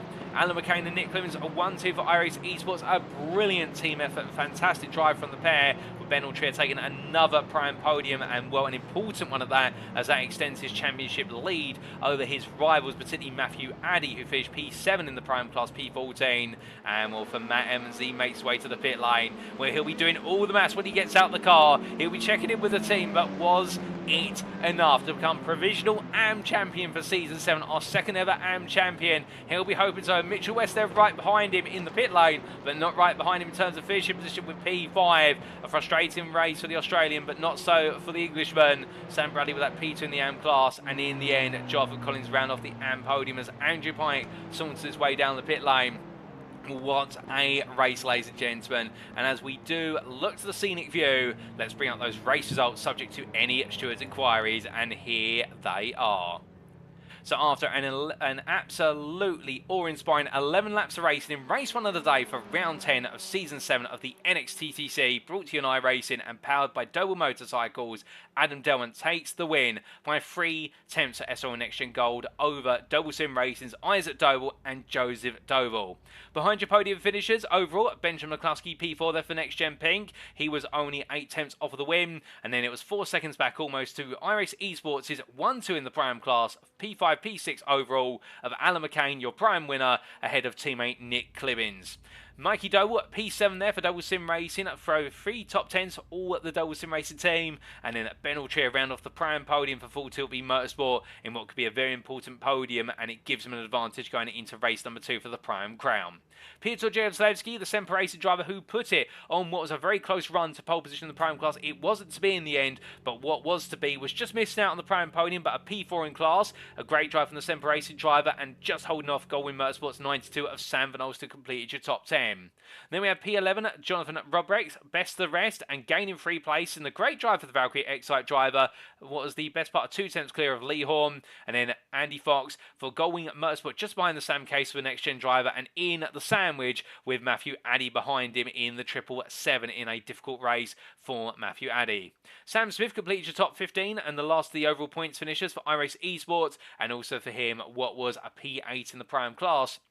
And as we can see, P16 to Toby Prosser in what was looking to be a prime podium until that late instant setting back. Slamir Javosky the same there in his altercation, much like for Toby Prosser with Sam Van Olst. And in your top 20 was completed by Reese Watt, Alex Meredith and Ben Gregory. Behind the Full Tilt Motorsport driver, the Sim Racing Collectives pair of Tom Davidson and John Higgins Jr. in the prime class. And then your AM winner, Matt Emmons for Verano Motorsport in the 72, taking victory ahead of SRO Next Gen Gold Sam Bradley, who pushed him every step of the way. Ian Manners and Michael Lees broke up the AM finishing order. The JW Motorsport drivers separating Jonathan Collins from his podium peers in the AM class. The Whiskey Runners Racing driver finishing P27 overall, but more importantly, 3rd place on the AM podium. Josh Brown did well to take P28 and fend off the charge from Mitchell West and also what was Daniel Fritz, albeit in the end, Mitchell West only able to finish what was P5 in the AM class for Mitchell West performance ahead of Andrew Pike, P30 overall there for the Sim Racing Collective driver. Russell Fowler P31, Daniel Fritz P32 in a highly frustrating race. Matthew Sheraton there, P33 ahead of Craig Tillison and Roy Plummer. Patrick Falconer, P36 ahead of Kostachats Konstantinou. And then your last lead lap finisher, P38, Luke Jones for JW Motorsport. It was a lap down for Mark Sykes for Sam Case for Next Gen after his unfortunate incident with James Smazerskow, which saw the Aztec Racing driver finish 3 laps down. And then we did have the retirements of Duncan Rise, Harley Bicknell and Gabriel Yilmaz. And, well, 43 starters in the end, ladies and gentlemen, and the grand total of 40 finishers, of which 38 on the lead lap. But that was race number 1. We've still got 2 more to come here at the Autódromo José Carlos Pace in Brazil. And hold on to your horses, ladies and gentlemen, because the AM Championship may have provisionally been wrapped up as a result of the results in race number 1. We'll give you an update on that, of course, when we do return for the build-up to race number 2. But if so, we've still got the Teams Championship and the Pro-Am Championship to settle, plus also that all-important battle for P4 in the Overall Drivers' Championship between Isaac Doble and Lee Horn that seems to be going the way of young Isaac Doble. But we'll see how it resumes in race 2, and as we do step away, we'll be back in approximately 6 to 7 minutes time, but not without a word from our title sponsor this season, of course, and that is Doble Motorcycles. We will see you very shortly.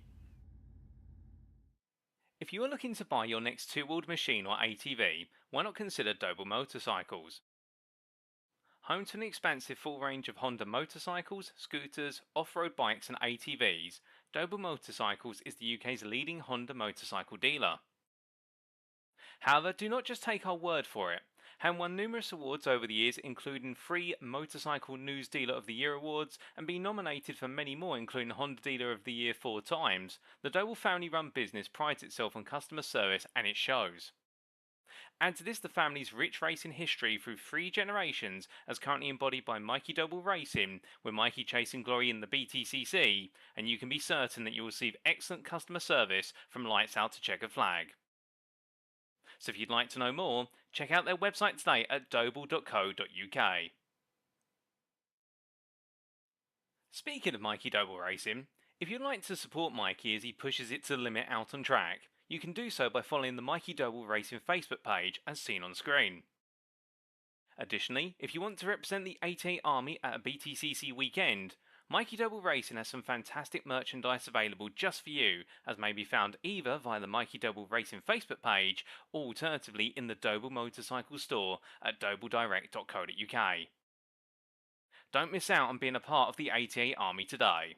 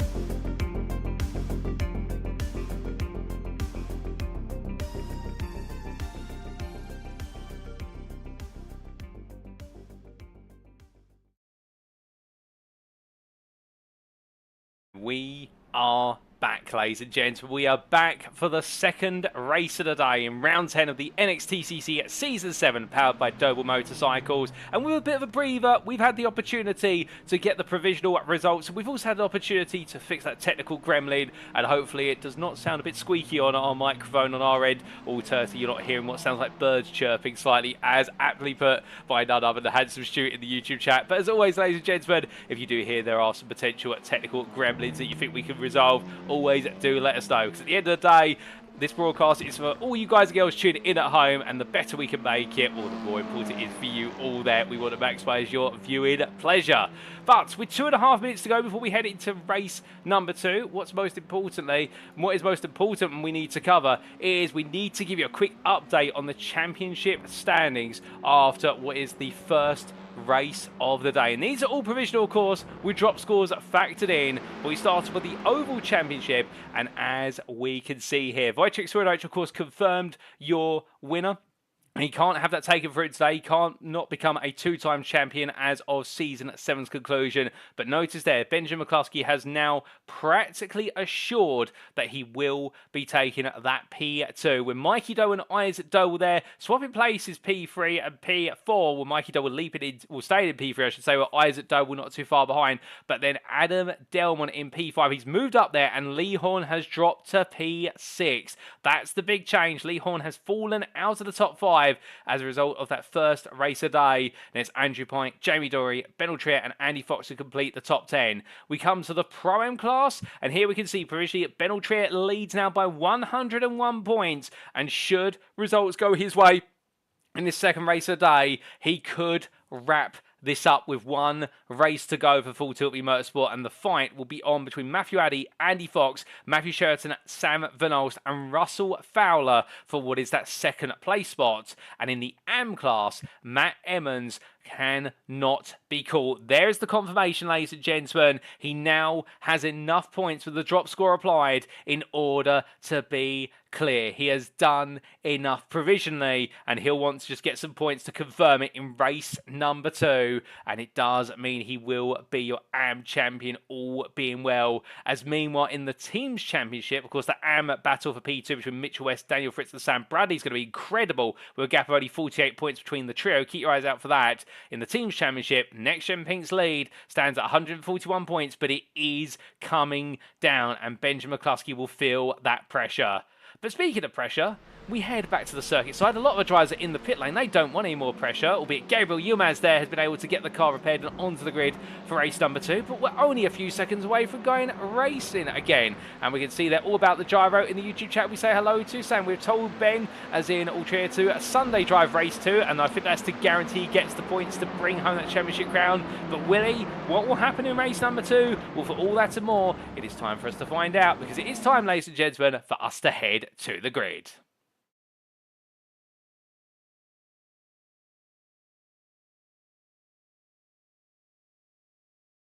And as our drivers make their way onto the grid, this is how they'll line up for our second race of the day. It is Adam Delmont who returns to the front row, and indeed to pole position once again for SRL NXTGEN Gold, joined on the front row of the grid by Isaac Doble for Doble Sim Racing. We then have behind Doble Sim Racing's Joseph Doble and Benjamin McCluskey for NXTGEN Ping.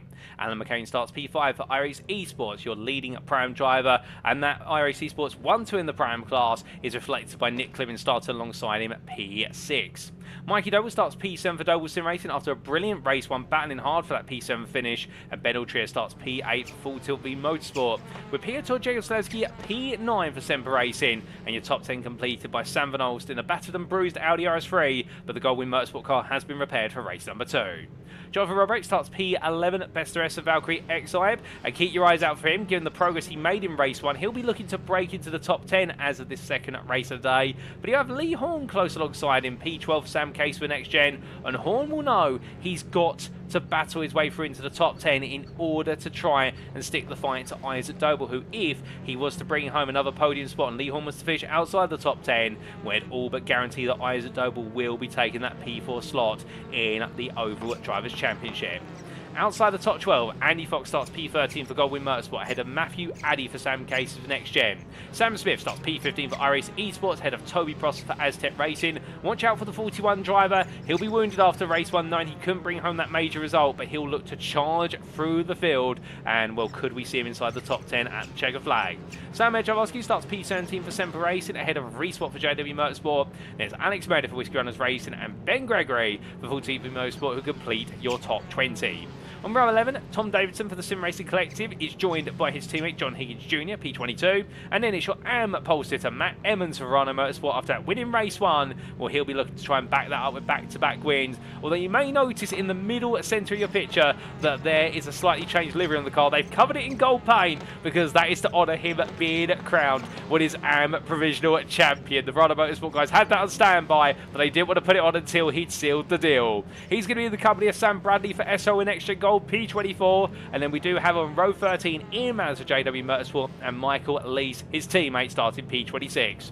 Jonathan Collins starts his race P27 for Whiskey Runners Racing ahead of Josh Brown for NextGen Red, with Mitchell West P29 there for Mitch West Performance ahead of Andrew Pike for the Sim Racing Collective. That's your top 30, followed up by Russell Fowler P31 for Performance Lane Esports, and Daniel Fritz begins this race P32 for Whiskey Runners Racing, and a car that's been repaired, but he'll be hoping that he doesn't end up in any more disrepair over the course of the race distance.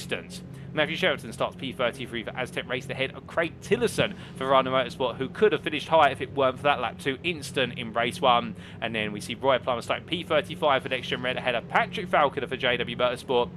And there'll be Costa Chatscontinentu, who lines up on the 19th row of the grid, joined by Luke Jones. And the 287 Motorsport and JW Motorsport drivers will be followed up by Sam Case for NextGen's Mark Sykes and James Mansell for Aztec Racing after their altercation in race 1 to complete your top 40. On the final full row of the grid, it's Duncan Rise for Goldwyn Motorsport and Harley Bicknell for JW Motorsport. And starting at the very back of the field, they've got the car out there this time around. It'll be Gabriel Yilmaz, P43, for the ATR team in the 126. But that is the field. It's all set. The lights are getting ready to go on, and it's once again Adam Dillon versus Isaac Doble. It's round number 2 of their battle. It's race number 2 of the day, and as the light sequence begins, which one will be leading out to the opening corners? Well, here we go, because it's 1 red light, 2 red lights, 3 red lights, 4 red lights, 5 red lights. And it's lights out, and away we go for race number 2 as Adam Delman has a relatively slow start. Isaac Doble gets the pick up there in towards the inside into turn 1. But as they make that, oh, goodness me, car into the wall there. And that is one of the separate cars. That is Pietro Gianzaleski with his Benel Trier being caught up in that. But Isaac Doble won't be aware of any of that. He'll be aware of one thing. He's taking the lead of this race. As meanwhile, Joseph Doble tries to look around the outside here of Adam Delman through turn number 3. Brilliant side-by-side racing between them. But can he get it done with Adam Delman defending hard on the inside as they make the way on down the Retro Aposta, and as the field roars its way in towards the braking zone, well, right now Adam Delman going to very defensive. As meanwhile, further back, you can see it's a mad scramble between all the drivers. Jonathan Rubbeck's back down to P14 after that P11 start, and Slamir Jarvosky and Ben Gregory, well, they've settled the differences, and Gregory tucks in behind, and Jarvosky loses the battle to Reese Watt. But as they make the way up the rise, Mikey Doble up in a P6, so he looks around the outside there of Nick Clemens in a heavily weighted car now, albeit as they come into the braking zone, it's going to be all about the comeback here from Nick Clemens, and well, Mikey Doble made to be hung out high and dry on the outside, or is he? As he cuts back to the inside here, a turn at number 9, 2 by 2 they come through the left-hander into the right-hand now, turn number 10, and as you can see as they go onto the brakes, well, right now Samanos having to pick a horse and decides to tuck it behind Mikey Doble, as meanwhile Nick Clemens still defending the inside, puts him in the outside now in towards turn at number 11. These drivers absolutely going hammer and tongs at each other, and well, there's a slight runway from Nick Clemens. That's going to have Sam Van Ols coming up the inside, and the Juncal corner there sees the Belgian go all in for the move, and well, the Audi will make it count as Lee Horn picking up the places. And remember, we said that he needed a good start to this one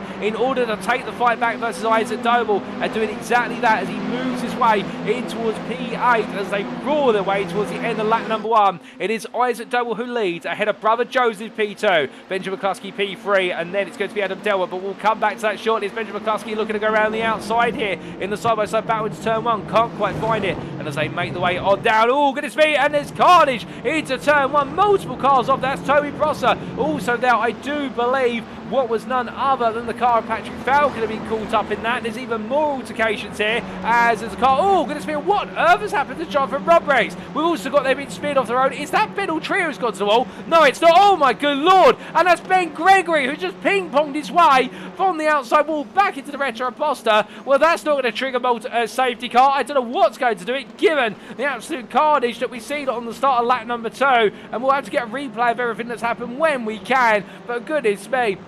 Race number 1 looked relatively sedate compared to how race number 2 has played out so far, but we're still under racing conditions at this time as our drivers continue to fight hard, and as we see Savinov's making his way on through the left-hander of turn number 9. Well, right now with Alan McCain right behind him, you would have to imagine that Manolsa's got to be thinking to himself, right, I'm into the lead of the prime class, it's all come my way, and now I've just got to get my head down and focus on getting the job done. But as he roars his way on down through turn number 11, with everything that's played out so far, indeed anything could happen before this race is over, no doubt about it. And well, they head up the rise, and it's going to be inwards towards what will be lap number 3.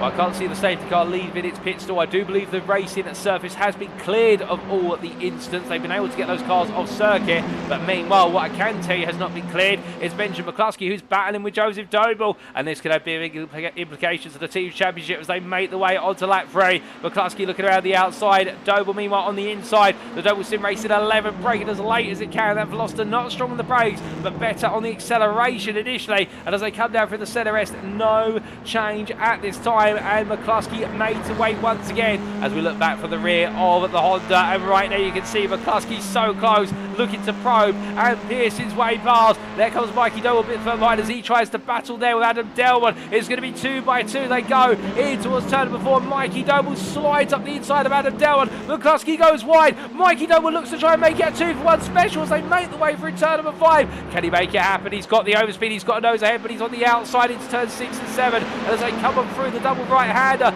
it's all going to be now about who's the braver of the two of them and who's going to make this fight go the distance. As they come into turn 8, Doble's still there, but McCluskey gets a nose ahead, but Mikey is not going to give up as they make the way from the right into left. And you can see there, the 88 forced its way to the inside. McCluskey now being made to step wide, and with the weight in that car compared to what is Mikey Doble's car, I would imagine McCluskey's picking up extra understeer, and that is going to cost him the place. Mikey Doble seals the move into turn 10 and moves into P3. It could be a Doble Sim Racing 1, 2, 3 here, and if so, this could completely turn the team's championship back to a level playing field going into the final race of the season as they head on through Jinsao Corner. But as they come on out, meanwhile, we look back to Matt Emmons, the Gold Star Verona Motorsport car right now battling its way past Ben Altria as Altria tries to make some more progress, tries to chase down what will be the likes of Tom Davis and Slavia Jarvosky to guarantee his prime crown with a race to spare. And as he makes his way on through, well, we can see they're all about the gyro in the YouTube chat, so top 20 ensures prime for Ben most likely. So Ben's trying to do everything he can right now. He is currently in P8 in the pro class, but he's finding that he's got AMs and pros around him who don't want to give in. And the same here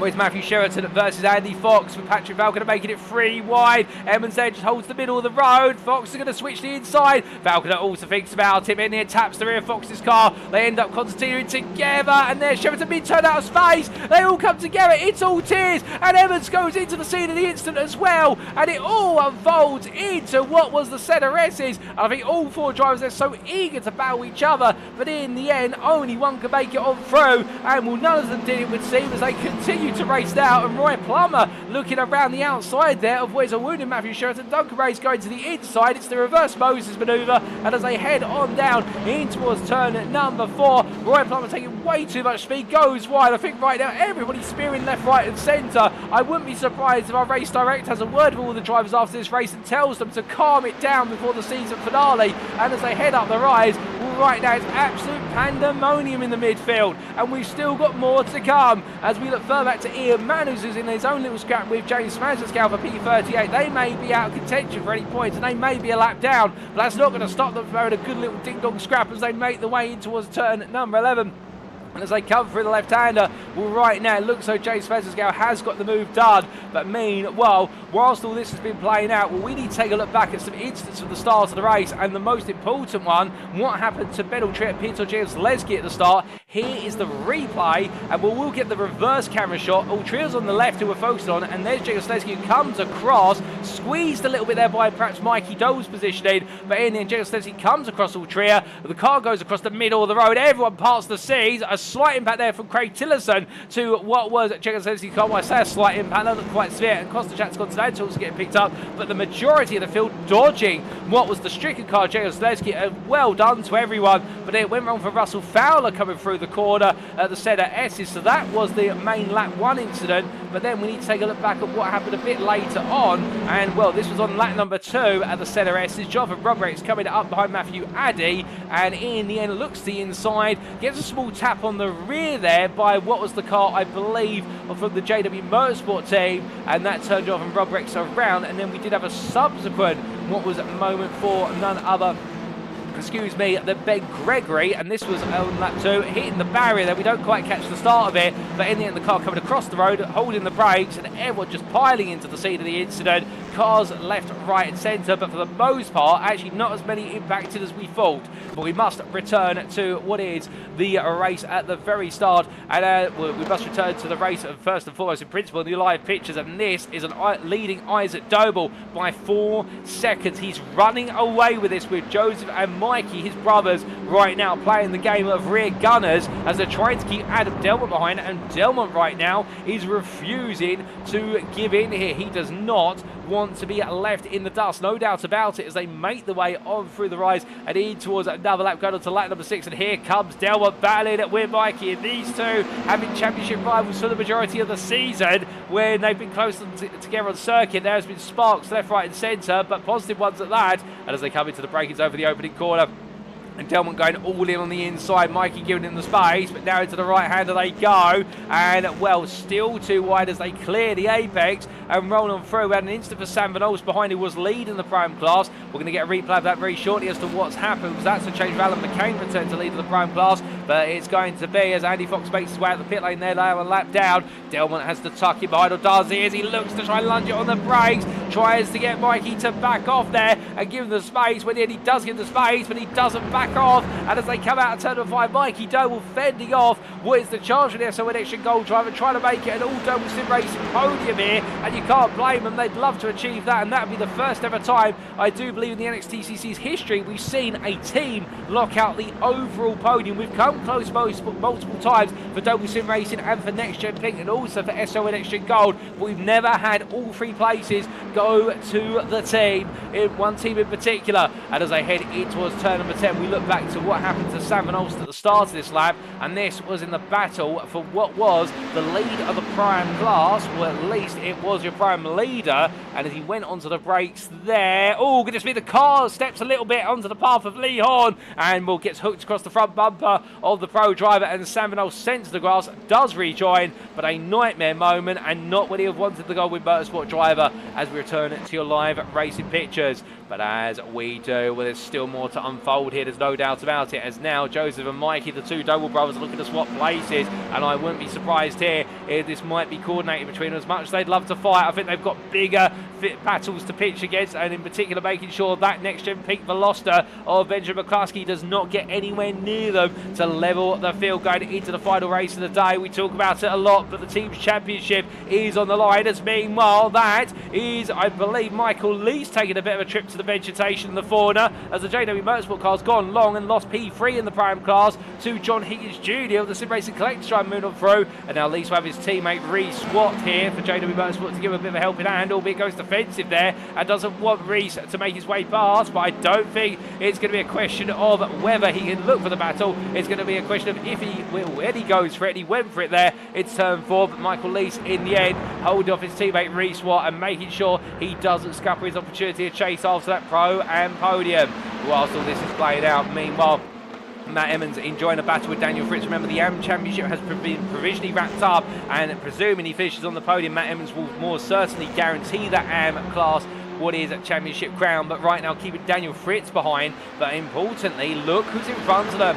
Josh Brown, P2 in the AM class right now, and well, he's yet to take an AM podium all season. This could be his first ever AM podium, albeit a bit of battle there with Evans, who looks up the inside, and well, I think he'll feel his nose was chopped off, but Brown would argue that he was defending to the inside, and that's going to give Fritz the opportunity to look all the way around the outside here as they make the way through 9 into 10. And well, right now, Daniel Fritz wants the points. He needs the places to fight with Mitchell West for P2 in the AM class championship, given the fact that Sam Bradley's all the way down in P31, or what is P8 in the class. So all the work Bradley put in race 1 has been undone in race 2, but Mitchell West is the AM class leader, and he's the best part of 10 seconds up the road from all this. So West right now is going to run away with the AM win in this race, and that means he can guarantee himself practically P2 in the AM class unless Fritz can find his way into P3. But I have to wait and see as they make the way onwards and up towards what will be another lap. With that, Fritz makes his way up into P2 in the AM class in this race, I should say, so that way he's as close as possible as in P3 in the AM class championship going into the final race of the season.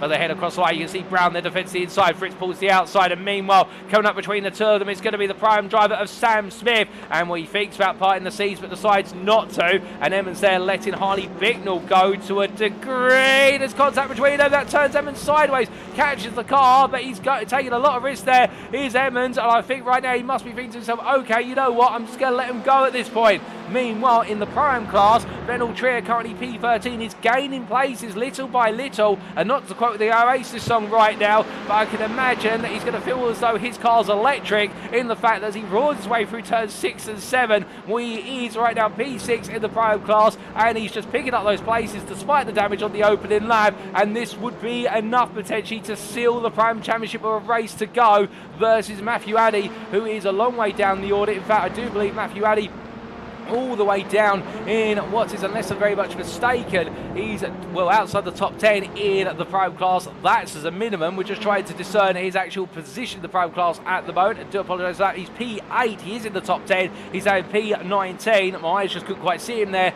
And well, as the drivers make the way on through and head towards the closing stage of this race, well, right now all Trier just needs to sit where he is to bring it on home. But of course the racer in him will try and tell him to do things otherwise, but I think right now he's got to have a smart tactical head on him in order not to take any stress into the final race of the day and leave the door open to see that championship crown snatched away. But as they head on to lap 9, Andrew Pike making his way past Sam Velols. Looks though these two settling their differences, and the Sim Racing Collective driver just wanted to pick up another place as he heads on down in towards turns 2 and 3, and rolling off there and heading in up towards what will be at turn at number 4 shortly. Andrew Pike making more progress as Reese Watts had to come into the pit lane for repair work on the car. Excuse me. And meanwhile, as Pike makes his way on down in towards turn 4, we look back up towards what is the battle for P2, Mikey Doble versus Joseph Doble, and interestingly, McCluskey is into P4. So Benjamin McCluskey has made his way on past what was Adam Delman, and this was on lap number 7 he's made the move happen. So right now he's on the coattails of the Doble Sim Racing team. How exactly did he make the move, you ask? Well, here is the replay to explain. And this was in the drag race, heading through towards the end of the lap and on to the next one. And McCluskey getting a nose ahead across the start-finish line, but then they made the way into the set of S's, and as they did, well, McCluskey not backing out of this 9. He needs to finish as close as possible, almost getting the move there as well on the number 11 of Joseph Doble, but in the end, I think the door being shut firmly in Benji's face, and well, having to do it the hard way, it would seem, as we return to your live pictures, but at least taking the 1 place, and he'll be happy enough with that, knowing if he just finishes behind them, he gives himself a better opportunity to bring home that team's championship crown in the final race of the day. But as I head onwards towards lap number 10, not many laps remaining, 2 to go here at Interlagos in the second race of the day, and behind Alex Meredith chasing after Lee Horn. Horn has made his way into P7, but knowing he needs more here in order to have the opportunity to potentially be taking on what is the battle for P3 or P4 in the overall championship, but makes his way on past Alex Meredith there, after Meredith looking for the move, but gets the place back for P7. So these two having an absolutely brilliant battle, but no change at the moment, albeit Alex Meredith now looking around the outside. The prime driver just wants to gain a little bit more position and gain spot overall points for the Whiskey Runners team of the team's championship as they fight for what is just outside the top 10 around the outside, and Alex Meredith makes the move count. Lovely move there for the number 19 Elantra, and well, Leon braking as late as he dare, but knowing he's got a lot to gamble if he tries to outbrake Meredith, and he doesn't want to throw what is looking to be a great into his championship either way. But as they head on through turns 6 and 7, looking back to Daniel Fritz, who has found his way past Josh Brown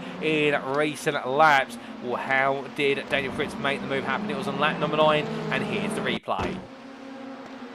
And it was in the braking zone in towards what was a turn before. Brown out braking himself there, looking for the move on the iRacing esports car of what was Sam Smith, and Fritz in the end just simply sailing on through, and Josh Brown putting himself under unnecessary pressure to make that place, and that is the story of that battle. But now with Fritz in P2 in the AM class, that keeps the door open versus Mitchell West, who is the AM class leader in this race. Matt Emmons back in P4 there, you can see chasing after Brown, who's got very deep there at 9. I wonder if Brown has potentially overheated the tyres on that velocity, given the fact he's really struggling right now for front end rotation through these corners, and that grip, once it goes, it doesn't just come back. You have to cool those tyres down, and with these machines being front engine front wheel drive, that is a lot easier said than done. But meanwhile, we're on to the last lap of this race, and as we do, you can see that Joseph Doble right now making himself as wide as possible to keep McCluskey and Delwyn behind, as Mikey is giving him a bit of a tow at half a second away, and Doble Sim Racing trying to make history by making it a 1-2-3 in the overall podium places. The first team to ever do so. We've seen it in classes before in terms of the Prime and the AM classes, well, particularly in the Prime class, but we've never seen it in the overall category. And as they come on down through turn number 4, Adam Delman looking up the inside of Benjamin McCluskey, and in the end getting his nose in. McCluskey goes a little bit deep, and look at what this does. It gives Joseph Doble 6 tenths of a gap now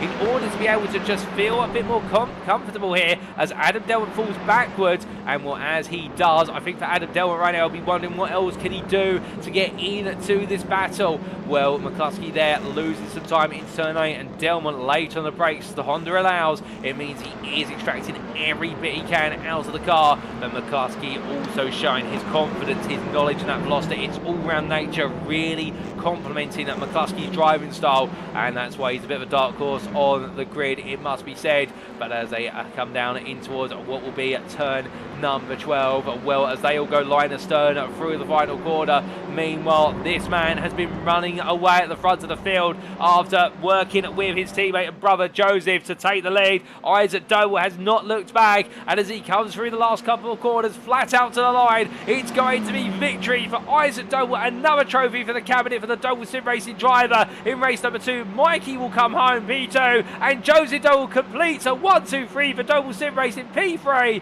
head of NXTGEN picks Benjamin McCluskey, Adam Delmont P5, and then it will be Alan McCain to make it back-to-back Prime wins at iRacing Esports P6. Alex Meredith run up in the Prime class P7 ahead of Leon. John Higgins Jr. final spot of the Prime class podium P9, and Mitchell West crosses the line, your AM winner, to lead the battle for P2 in the AM Championship going into the final race of the season for Mitch West's performance. Daniel Fritz will take second place in the AM class just behind Matthew Addy there, P17 over on the road for Whiskey Runners Racing, and Josh Brown will take his first AM podium of the season, P3 in class, P18 overall. But well, as they make the way across the line, Craig Tillerson in the end takes P25 just ahead of teammate Matt Emmons, and well, I can imagine there Tillerson being aided a little bit by his teammate Matt, who knows he's got that AM crown guaranteed now, the P5 in class. We've still got some more drivers to come on through, including Piotr Jędrzejewski, who had that very unfortunate incident right at the start of the race that turned his race around, and not for the better, unfortunately,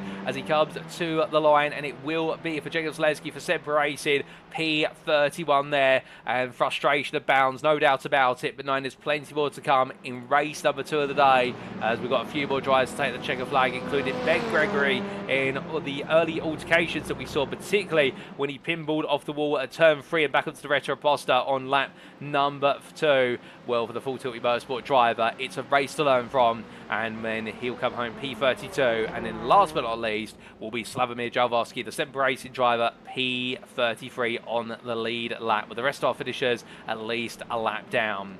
But meanwhile, as Isaac makes his way into the pit lane, he'll be absolutely ecstatic. A solid drive, no doubts about it, for the Doble Sim Racing driver, and a 1-2-3 for the team, with Brother Mikey right behind, and Joseph just a little bit further behind, and Benjamin McCluskey and Adam Delman just not able to make a dent, with Alan McCain back-to-back prime wins. When was the last time we said that about the 212 driver? Indeed, you've got to look at 2 seasons back for that, but Alan McCain, we absolutely pleased with his performance, holding off Alex Meredith, and then John Higgins Jr. just wrapping up the prime podium there, as Mitchell West comes down and parks up and knows the job is not quite done yet for that run-up spot in the AM class. Daniel Fritz here cruise along in a heavily damaged car, it would seem, and he's going to have to park up immediately, and Josh Brown will be ecstatic to have taken what will be the final spot on the AM podium, and that first ever podium with it.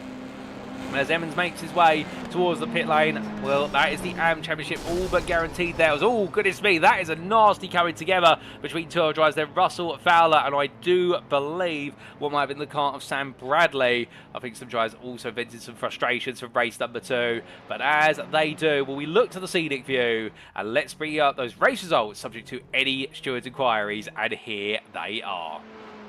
So after what was an absolutely ferocious race number 2, mostly for the right reasons, but also I think some stewarding will be needed after this race, Isaac Doble taking victory for Doble Sim Racing, leading home a 1, a 2, and a 3 for Doble Sim Racing ahead of brothers Mikey and Joseph, with Benjamin McCluskey in the end just falling short of the podium by 3/10 for NXTGEN Pig, but right on the heels of his main rivals. Adam Delman, P5 there for SO and NXTGEN Gold in another strong showing, albeit that success balance from race 1 definitely having its impact, and the 37 car just finished ahead of Alan McCain by in the end 5/10, with the prime winner there. Back-to-back prime wins for iRacing Esports is 212, and Alex Meredith there in the number 19, 2 seconds behind for Whiskey Runners Racing, avoiding all the chaos and carnage to take the run-up spot on the prime podium.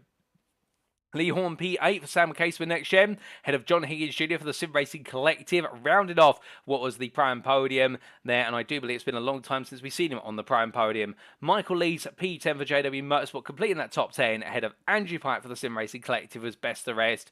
Then we had Sam Vidal for Goldwyn Motorsport in a topsy-turvy race, but in the end finishing in what was, I do believe, none other than P5 in the prime class, ahead of rival Ben Altrier, who with that P6 in the prime class, I believe has provisionally granted himself the Pro Am Championship title for Phil Till v Motorsport. Congratulations to him, if so, in the 504. We'll confirm that going into race 3. Mitchell West, your AM winner there, P14, and a very strong performance from the Mitchell West performance driver, and almost practically guaranteeing himself a spot in that reverse grid, much like we saw from Matt Emmons what was only 2 weeks ago. Well, there is a stellar effort from the 101 driver, and Sam Smith round off the overall top 15 in the overall points finishing positions, P15 in the 27 for iRacing Esports. Then to complete the top 20, it was Matthew Addy, head of AM runner-up Daniel Fritz Whiskey Runners Racing, and Josh Brown there, 3rd spot on the AM podium for NXTGEN Red. Toby Prosser P19 ahead of Duncan Rise, the Goldwyn Motorsport driver, being followed up by outside the top 20, Jonathan Robrix Valkyrie X-Hype in a frustrating second race of the day after that great race 1. Nick Clemens P22, and then Reese Watt for JW Motorsports, the last of the eligible reverse grid positions, P23.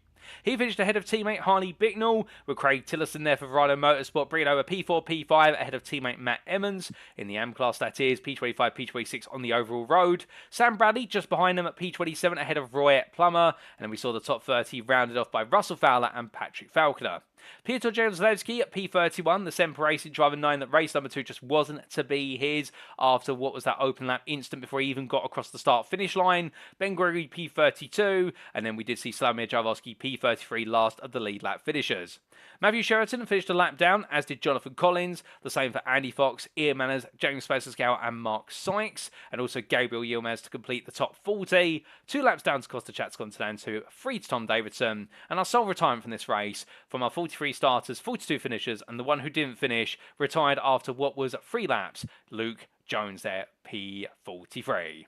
So in the end, 43 starters, 42 finishers, and we did see finishing on the lead lap, 33 cars in total.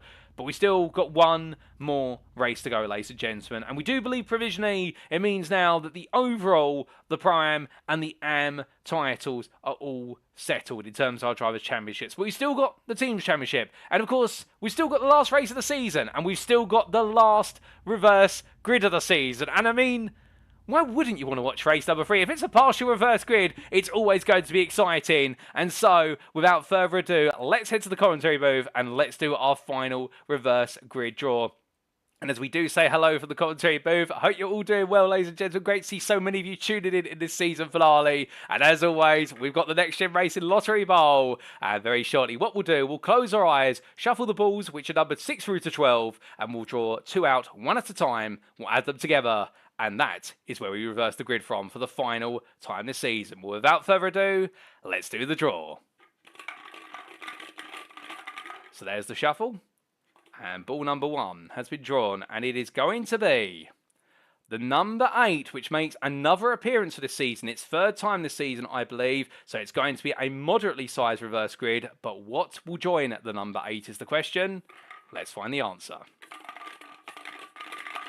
There's the shuffle.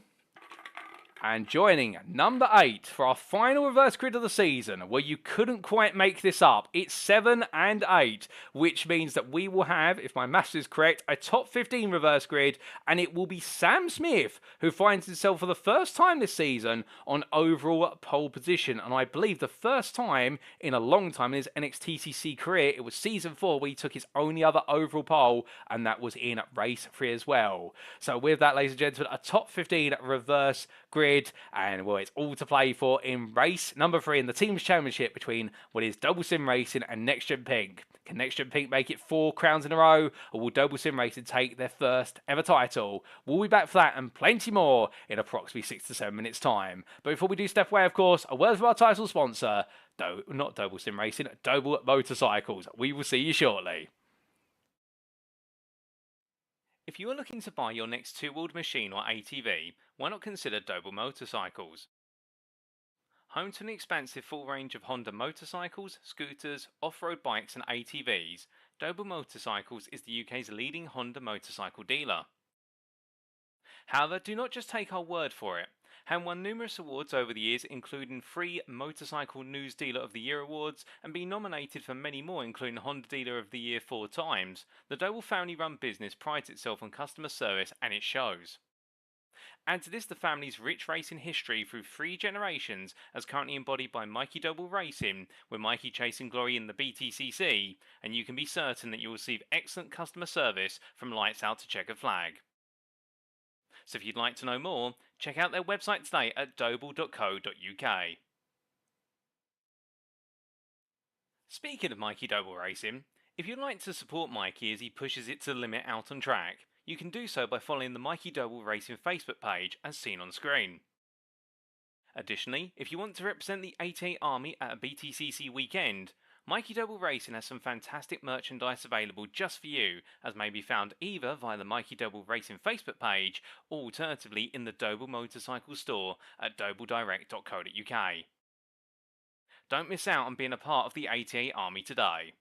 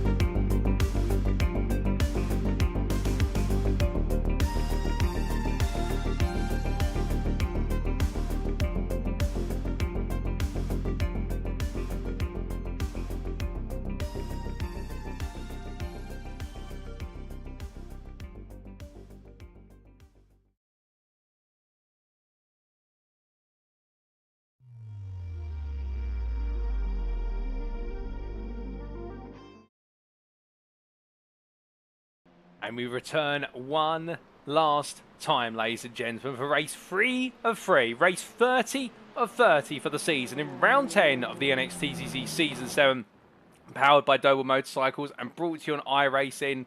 It has been an absolutely incredible season, but we have got to bring the curtain down, and we do so here at Interlagos for the final race of the day. It's a top 15 at reverse grid. It means as a result, whilst we don't have the largest of our potential reverse grids out of P13 through to P23, there's still some things to look forward to, including what will be the likes of Andy Fox looking to get stuck in once again, knowing now it's mathematically not possible for him or indeed a number of prime drivers to take the prime crown. Now it's all to play for. And we're in the last race of the season. You want to end on a high. You want to get the best possible result you can to set you up for the future season of the NXTCC. If you can't take the championship crown, you want to end on a win wherever you can. But of course, lining up on the front row will be the Pro-Am driver of Sam Smith. He takes the reverse grid pole, and then we will have an Am join him on the front row, but it won't be your Am champion of Matt Emmons. Instead, it's going to be Mitchell West, who currently not in the car. I do believe they're having some technical issues with the car that they are trying to fix, and hopefully they will be able to get those resolved as soon as possible. But let's give you a quick update on the standings going into this final race then. And as we can see, overall firstly, well, Benjamin McCluskey now has practically sealed what is that P2 ahead of Mikey Doble in the overall Drivers' Championship, and Isaac Doble now would need a major upset to lose out P4 versus Adam Delmont, and the fight is on between Adam Delmont and Lee Horn for the final top 5 spots. Meanwhile, in the Prime class, here we can see Beneltrier is confirmed as your provisional Prime champion for Season 7, following that great pair of results over races 1 and 2, with Matthew Addy now needing to hold on to P2 versus Andy Fox, who's got Sam Van Olst, his teammate for Goldwyn Motorsport, hot on his heels, and Matthew Sheraton only a further point behind Sam Van Olst. It's Fox versus Van Olst versus Sheraton for the final top 3 spot. We then do see in the Am class, Matt Emmons mathematically cannot be caught, but Mitchell West with a 20-point advantage over Daniel Fritz. It's all to play for between the two of them. With Sam Bradley, now it's not mathematically possible for him to catch, and therefore he's got to just go all in to enjoy the end of the season. And in the Teams Championship, NXTGEN Pink hold a 76-point lead. It's not unassailable for Double Sim Racing, but the problem is Benjamin McCluskey starts ahead of the 3 Double Sim Racing drivers, and they are going to need to fight their way through to the front of the field and make it a 1-2 to get 105 points, as you can see there on screen, like they did in what was race number 2. And meanwhile, Benjamin McCluskey is going to have to score significantly less. In fact, he'll need to score what will be the best part there of, 30 or less points in this final race in order not for that to happen. There's a load of mathematical permutations, but indeed, Double Sim Race have got hard work cut out for them. But let's return to your circuit, ladies and gentlemen, and as we see our drivers now getting themselves set for the final race of the day. We are only seconds away from transitioning into the grid, and when we do, in fact we will do now, well, who will be our final winners of the season? Let's find out.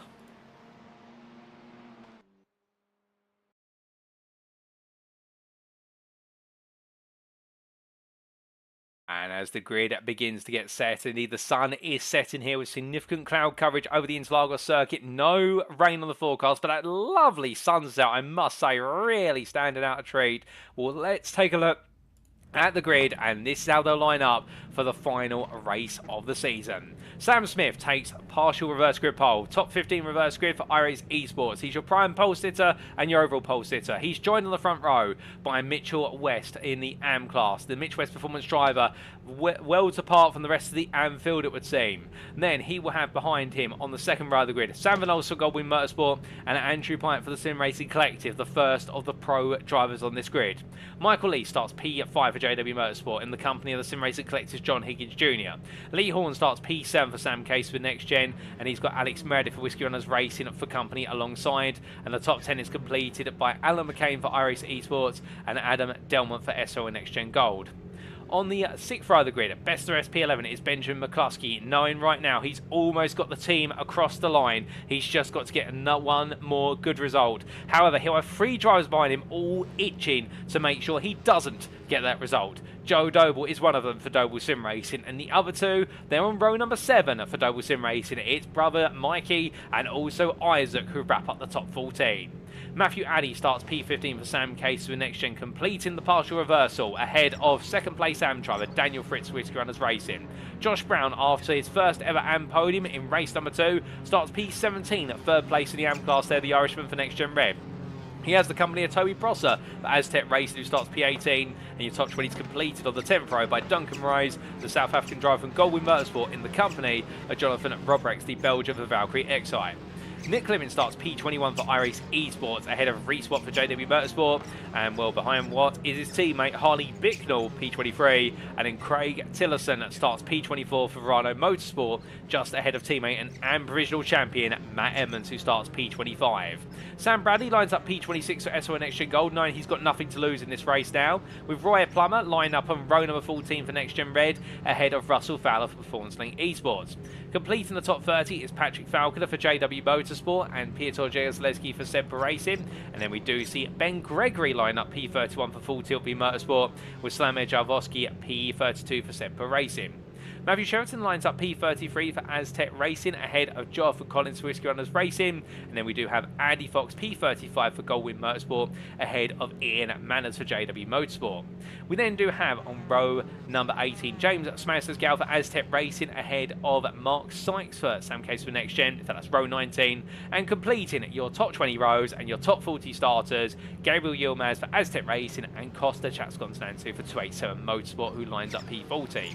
It's then Tom Davidson, who starts P41 ahead of Luke Jones for JW Motorsport, starts P42, and that will be the field, ladies and gentlemen. 42 starters in this race. We are waiting on 1 or 2 stragglers who just need to get the cars onto the grid, so therefore it is going to be a delayed start. We have had the 30-second call, and a quick message with regards to JW Motorsport in particular. Some kind words coming through from the team on the behalf of Patrick Falcon, who's had a rough race today, no doubt about it, but to say it's been a rollercoaster season for the team, but they've absolutely loved it, and they wanted to give a big thank you to all the drivers on the grid, also to all the admins and stewards for their continued support in making the NXTCC what it is and the best league out there in their opinion. We're 10 seconds to go. We'll have to stop the compliments there and the pre-round faults or the pre-race faults, because it's Mitchell West on the right, Sam Smith on the left. They're in unfamiliar positions for this season, but who will be leading coming out to turns 1, 2 and 3? Well, here we go for the final time this season, ladies and gentlemen. Put your hands together, because it's going to be 1 red light, 2 red lights, 3 red lights, 4 red lights, 5 red lights. And it's lights out, and away we go. And as they make the way by a bit of contact there between Roy Plum in the rear of the picture, one of the JW Motorsport drivers, but Sam Van Olst absolutely roars his way off the line as they head in towards turn number 1. It's a lovely move from Van Olst, and he takes the lead this race ahead of Smith as they come down through the centre S's, or does he? Yes, he does. And Smith on the title line is compromised. Meanwhile, it's pandemonium further down. Mitchell West being biffed and bashed and into the barrier there coming out of turn number 2. Rejoins, and it causes a huge concertina into turn 3. Well, I tell you that our race director had a stern word for all the drivers before this race, but I don't think it's quite got viewed to some, as they all get it horribly wrong through what is the opening 3 corners. And well, as they do, Mitchell West's race goes from good to bad to nightmare in a very quick string. But meanwhile, looking back towards the very front of the field, and we'll get a replay of what exactly happened there shortly. Well, as we can see right now, Sam Van Olst is back ahead of Sam Smith after Smith tried to make the move there on coming through turns 5 and 6, but as they make their way towards turn number 8, Van Olst does hold on to the lead, and as they roar their way on around and down in towards turn number 9, with the safety car is awaiting our drivers at the end of this lap, so they'll go racing all the way out towards the timing line, and then they'll have to pause the racing. But meanwhile, the racing does not pause here for what is Andrew Pike battling with Mikey Doble, and one of the drivers who got caught up in that huge shunt at the first 3 corners is Benjamin McCluskey. And well, as a result right now, Doble Sim Racing have got an open goal. If McCluskey can't fight his way back into the top 15, it does mean that as a result, it's going to mean that our drivers are going to have an absolute moment for Doble Sim Racing to try and make some magic happen. But as they head on through the curves here, well, we are going to be behind safety car, and well, it will be Sam Van Olst who leads after 1 lap of racing, despite Sam Smith being right there behind him, not able to make any progress. And John Higgins Jr. will complete your top 3 in all top 3 of Pro-Ams, with Joseph Doble being the leading pro P4 there as they make the way down the hill in towards turns 1 and 2.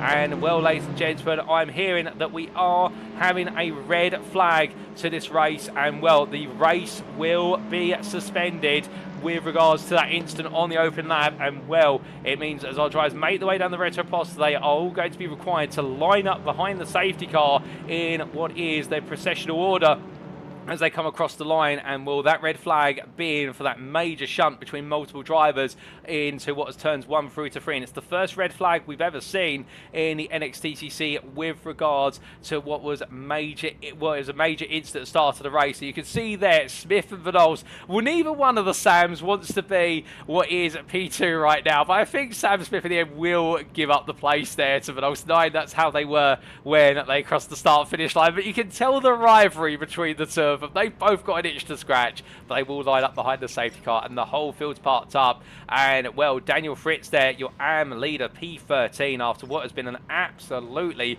for some, catastrophic start to the race, for others an absolutely brilliant one. And meanwhile, in terms of catastrophe, well, you got to feel for this man as he makes his way into the pit lane in a severely wounded car. Benjamin McCluskey right now knowing it's all gone the wrong way, but of course it doesn't guarantee that Doble Sim Racing will take it. They need to score, as we mentioned earlier, they need to score 76 points or more in order for the team's championship crown to swing their way. And well, that's going to be easier said than done, because it's the top two scorers in the team that take the points, and therefore we will keep you peeled. And this is the first red flag this season, like you've observed there, K-Teams, in the Facebook chat. And well, with all the drivers parking up, let's take you through the red flagged order then, and well, we'll get an update as well on what's exactly happening with the restart when we can. But it's Sam Vidols who is your leader ahead of Sam Smith, John Higgins Jr. just behind him, P3, and that is your top 3 overall. And in Pro-Am, Joseph Doble P4 ahead of Lee Horn, with Alex Meredith P6, Matthew Addy P7, Isaac Doble P8, Mikey Doble P9, and Andrew Pike completes the top 10.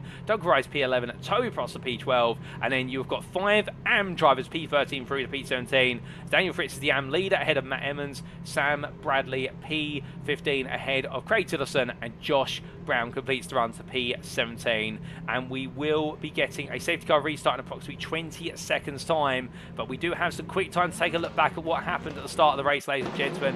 And here it is. Benjamin McCluskey went deep at turns 1 and 2, and in the end, as he made his way around, well, there the massive what was Constantino and everyone trying to deal with the situation, just trying to sipe his way through the order, and in the end having to try and make a manoeuvre, but in the end being clipped there by, I believe, what might have been the car James Mazzerscale, but I'm not 100% on that, and that's what happened to McCluskey. But we are going to return to live pictures because we are making the safety car restart procedure get underway, and well, it does mean we are back under safety car conditions at the moment, and as our drivers make their way up to speed, it does mean that it's going to be one of those situations whereby the safety car is deployed, and as I've been informed in my ear, the regulations state that when we do have a red flag in the safety car restart, the safety car is now building up the pace, and as they make the way on around here, what will happen is that the safety car will make its way up towards the timing line. Of course, Sam Vidols will then be able to dictate the pace to the timing line.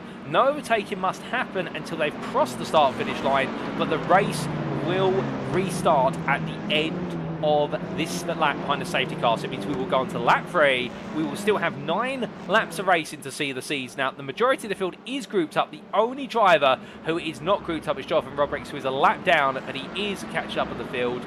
And as they make the way on around, well, right now the safety car will be getting ready to peel away, and Sam Vidols will start to back everybody up. And well, as we do see, Vidols holding the pace at 67 miles an hour, 68 miles an hour, and he will dictate when he decides to go. And when we go back to green flag, picking up a little bit of speed here, but nothing too significant. But we are just waiting to see when we get the racing back underway to go to lap number 3. Sam Vidols still holding. He's going to hold it as late as possible, surely, to give themselves the shortest possible run. And there he goes, ladies and gentlemen. We are back to green flag racing for the final race of the season. And Sam Vidols there trying to make it a strong start, and Sam Smith just hanging in behind him.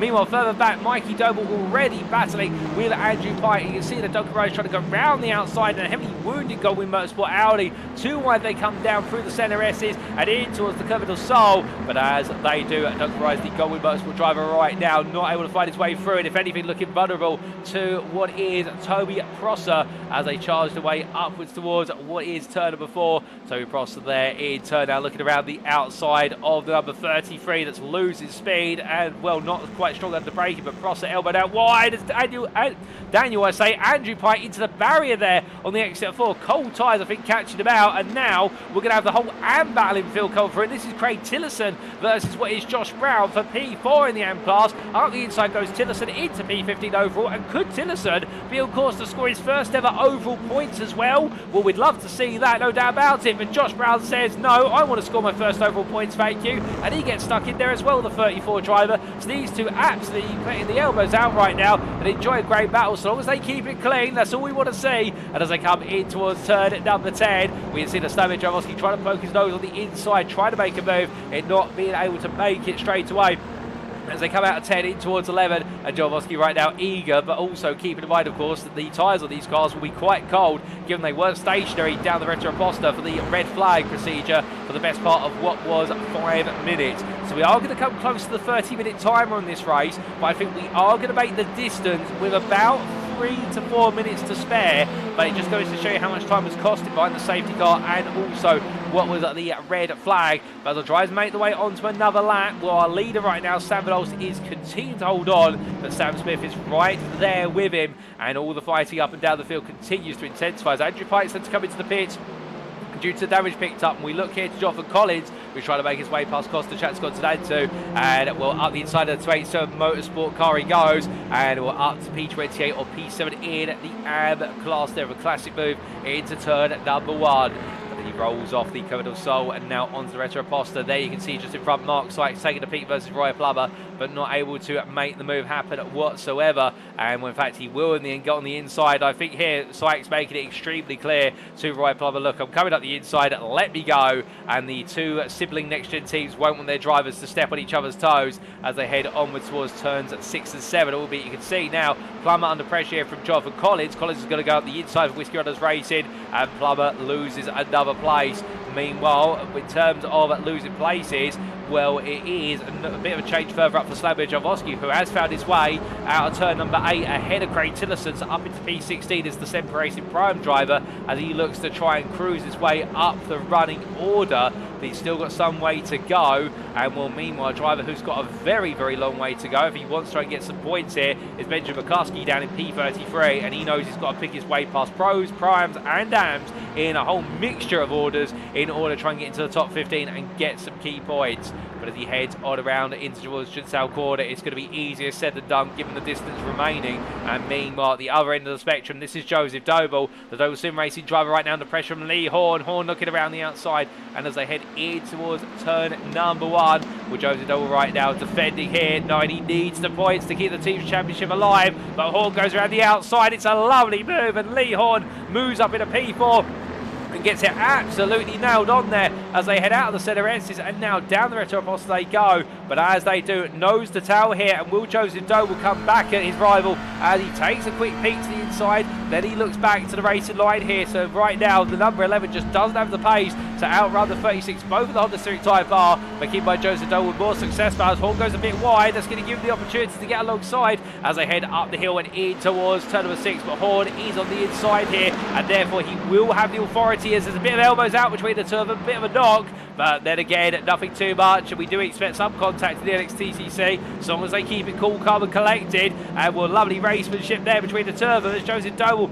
made to go to the inside into turn number 9, but Horn just nicely positioning the car ahead there to make sure that Doble could not get fully alongside, could not force the door back open, and if anything had to back out there, otherwise he would have caused an instant and taken the two off the road. So therefore Lee Horn being really tactical and moving up into P4, and now is the leading pro car as they make the way out of 11 and in towards 12. But you can see behind them Mikey Doble now closed up and heading towards turn number 12 here through the left-hander, and up the hill they go as they head towards the midpoint of this race.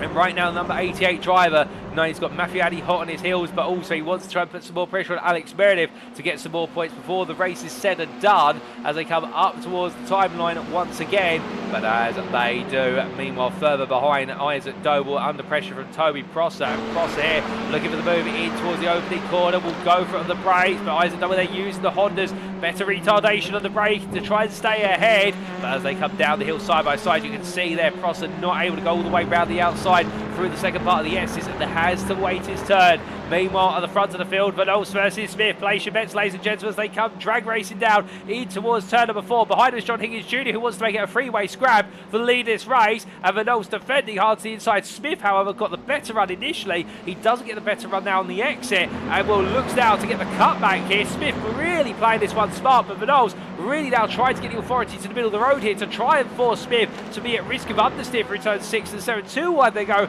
into the double right-hander, but coming on around here, and right now Smith does make it work, but also has to back out. Here comes Higgins. Higgins Jr. up the inside there, in towards turn number 8, and through left hand into 9, and well, can't quite make the move stick, but John Higgins definitely making himself known there in the Sim Racing Collective number 5 that he wants to be a part of this battle, and it's not just a two-way fight for the win, but look how that's completely stripped away what was a 2.5 second lead the Primes had over the rest of the field. It's been completely nullified, and now Lee Hornet is right there to get into the mix.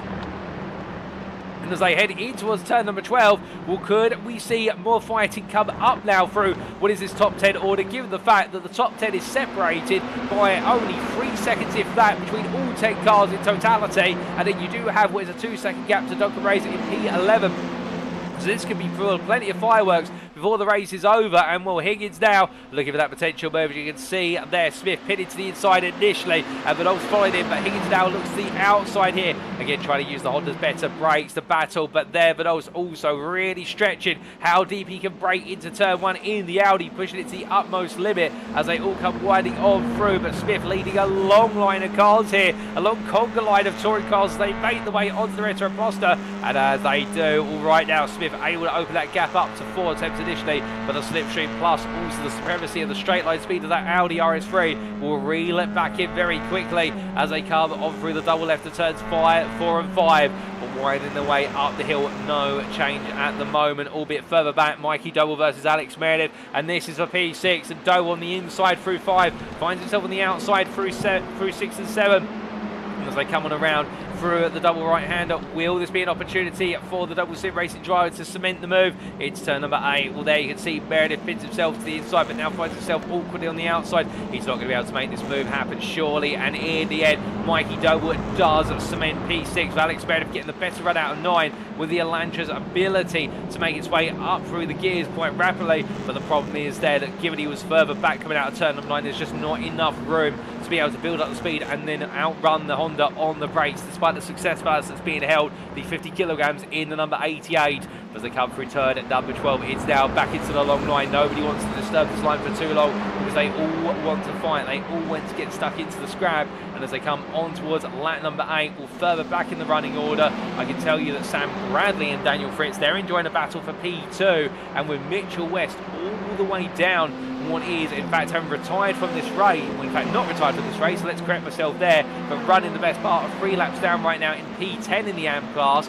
Well, for Mitchell West, it could be that Daniel Fritz, if he finds his way past Sam Bradley, well, in fact, if he manages to hold on versus Sam Bradley, I do believe that Daniel Fritz, either way, in fact, will take what will be the runner-up spot in the AM class. He will snatch it back over Mitchell West in the final race of the season. And meanwhile, Matt Emmons is leading the AM class, as you see him here a little bit further up the road. Well, right now, this is going to be the cherry on top to really crown off that AM Championship crown for season 7 for him. So Fritz versus Bradley is the big contention point here in the AM class to the very end. But still, there's even more battling going on further on down the order in the Pro-Ams. And this is for P13, the Pro-Am class, as Tom Davidson has Luke Jones slice his way out the inside. Crater on the outside there, becoming a little bit of a partial casualty of the freeway Pro-Am battle, with James Spaziscow and Mark Sykes looking to get involved now as they head up the ride. So it's going to become a 4-way Pro-Am battle here. And Craig Tillerson, I don't think knows exactly where to position himself on the road right now to stay clear and out of drama, but also hold some pace. Because Davidson's going to do the cutback here, coming out of 7 in towards 8 onto the brakes. And Tillerson tries to outbrake him,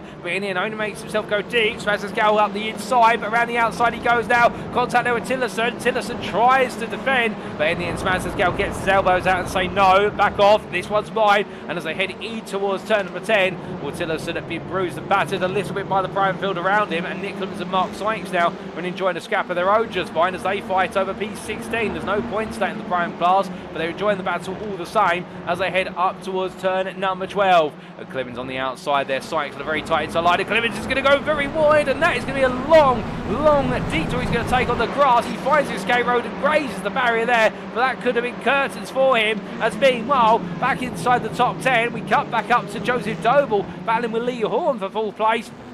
And they're going side by side through the Centre S and now onto the Curva del Sol, and Lee Horn out of position. Mikey Doble's going to find his way through, and I believe if he can take this P5 off of what is Joseph Doble, this would be enough for Doble Sim Racing to take what will be the team's championship in this final race of the day. Given the points, we won't confirm it out loud until we've seen it in the final provisional standings, but Horn's not giving in here. He wants to try and take back what is P5 in the overall Drivers' Championship before all is said and done. And as they make the way up the hill, Alex Meredith now gets involved, and Lee Horn finds himself having to fight against Meredith. He's been forced backwards down the order, and Doble Sim Racing have cruised through. Oh goodness me, it's Matthew Addy. It's sent spearing off the road there in contact, I think, with Toby Prosser, unless I'm mistaken. But Matthew Addy to the barrier, a nightmare impact there, and the same case for NXTGEN driver who was looking to end the season, P2 in the prime class. Well, I think that could potentially be at risk now with this race, albeit to be fair, he'll limp along as best he can and try and get it home, but that suspension damage,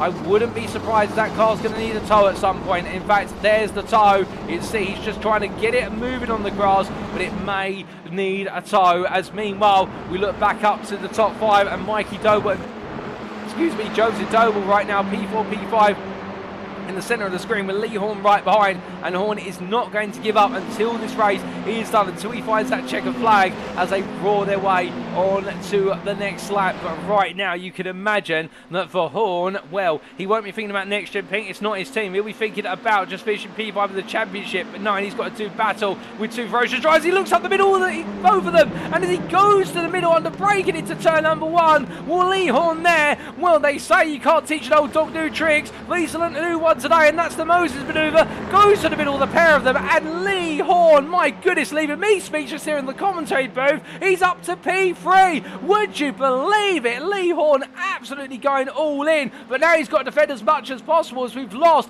what is Sam Smith, who's had to retire the car for an unfortunate reason. I'm not quite sure what's happened to Sam Smith, but Lee Horn up into 3rd place with Mikey Doble and Joseph Doble behind. Well, right now for the Doble brothers, if they finish where they currently stand, I believe the team's championship goes them, and with its P3, Lee Horn may just hold on to P5 in the overall Drivers' Championship. But that has got to be, as Mark Kent has said in the YouTube chat, we've seen quite a few Moses manoeuvres this season. We've even seen the reverse Moses manoeuvre, but Lee Horn literally springing a surprise on everybody there and going all in at the last minute into turn number 1. And right now he's going to be grinning from ear to ear as they head in towards turn number 10. But the Doble brothers here, I think, no, they don't need to find revenge or retribution. They just need to get their cars home right now in these places, and it will be enough. Or will it? Well, that will be the question I only know the answer to, and we can do the quick math, but at the same time, we're not going to say anything because we've called championships incorrectly in the past in season finales of the NXTCC, and we don't want to do that again. But more battling and playing out further down the order on the penultimate lap,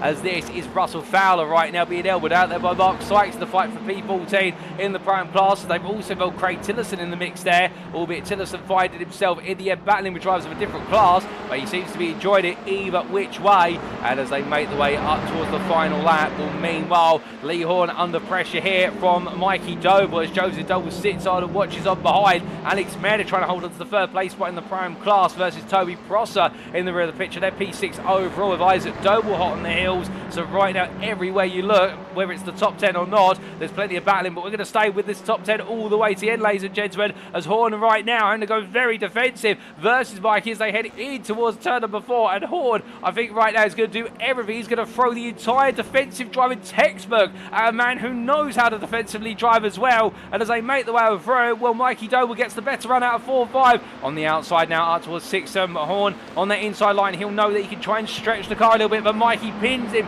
to the apex immediately. He stops Horn from being able to open up his own corner, but in the end it's not going to make enough of a difference as Lee Horn absolutely nails it under braking into turn 8 and keeps the Hondas behind, or does he? As there you can see Mikey getting his nose out and the Horn just being pushed slightly aside, and And well, I don't think Horn's going to let that one go in a hurry as they make the way up into turn 10. But he's been swamped. Oh, goodness me. And there's contact with Joseph Doble that turns Horn to the barrier. And it's gone from great to good to disastrous in literally the space of 3 corners. But brilliant battling up until that point. But that's the way it happens, and tempers are rising out there. But meanwhile, we look to the front of the field.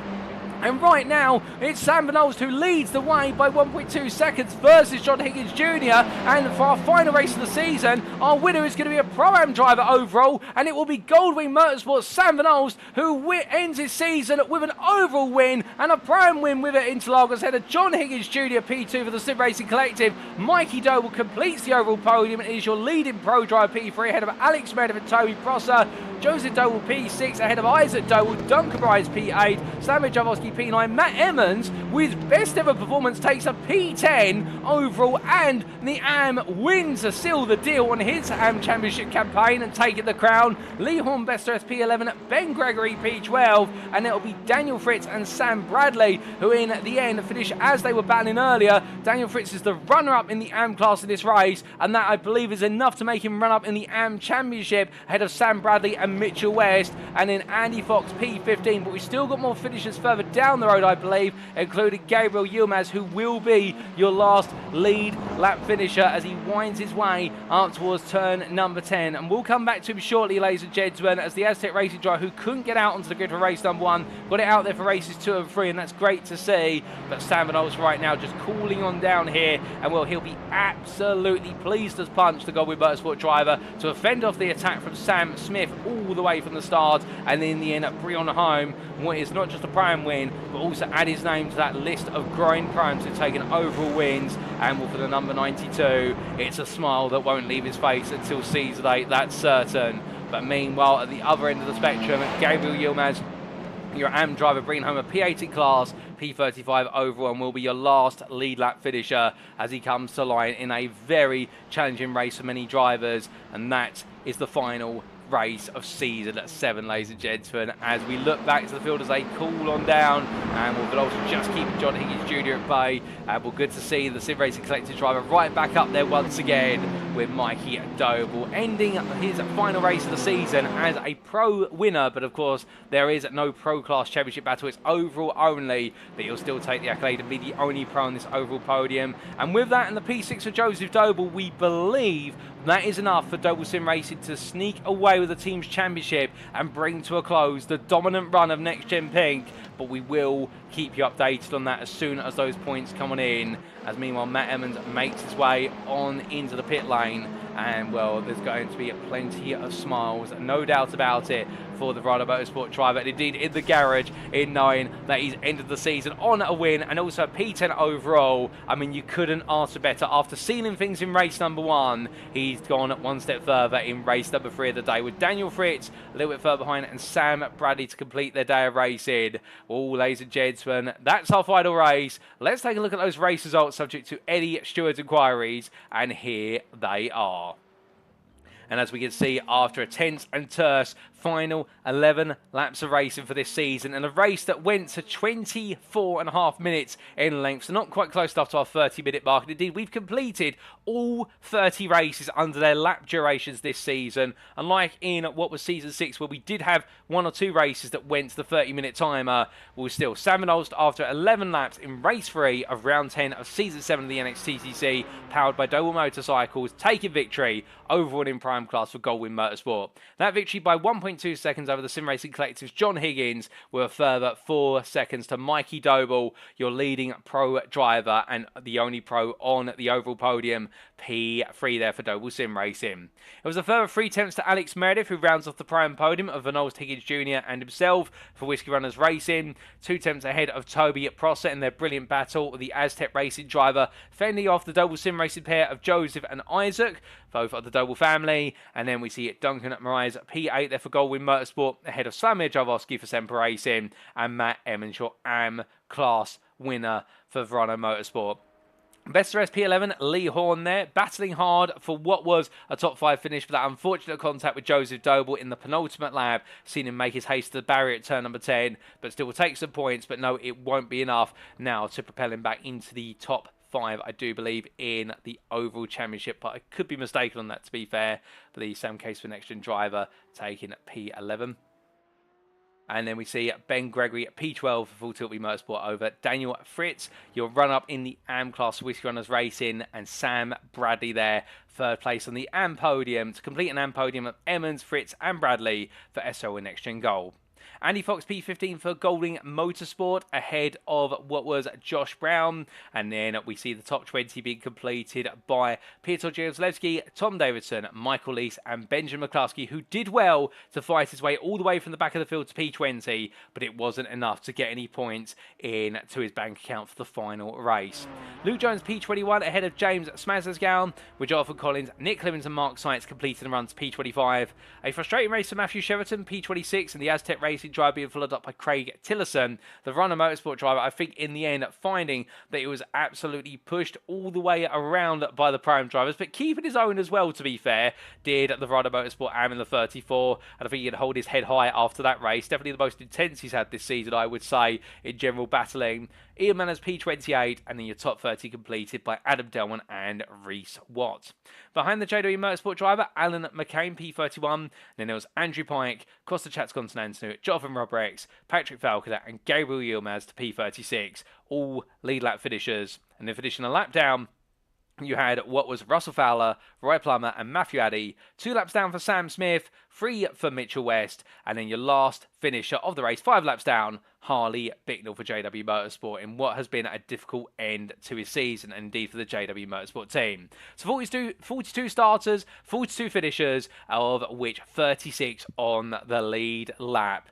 And that concludes our final race of the season. My goodness, ladies and gentlemen, what a dramatic end. Races 1 and 2 saw the intensity rise and rise and rise, but in the end it reached a crescendo. It burst through the roof. We saw a red flag, the first ever red flag that we've seen this season, and also the safety car restart had to be deployed, but in the end we made it to the end of race number 3, and it really has capped off what has been an incredible season of racing for Season 7 of the NXTCC. And well, they say that each season surpasses the one before it, and it's no question that Season 7 has definitely seen the NXTCC rise to new heights.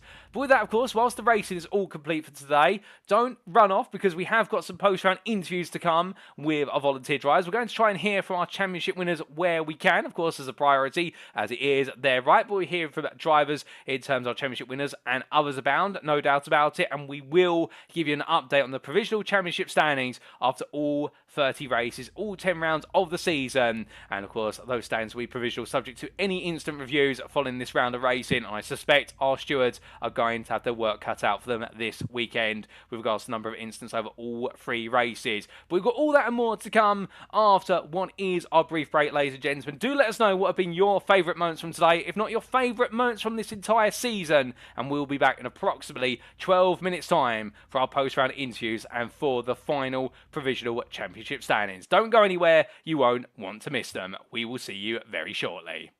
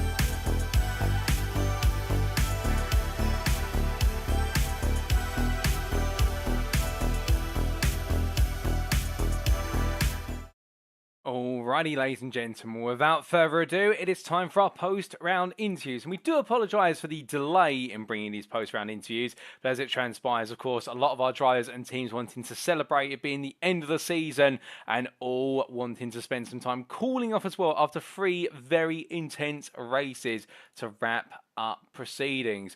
Indeed, a very challenging one at that, no doubt about it, but Interlagos, being the circuit that it is, well, it can always be a circuit that leads to plenty of drama.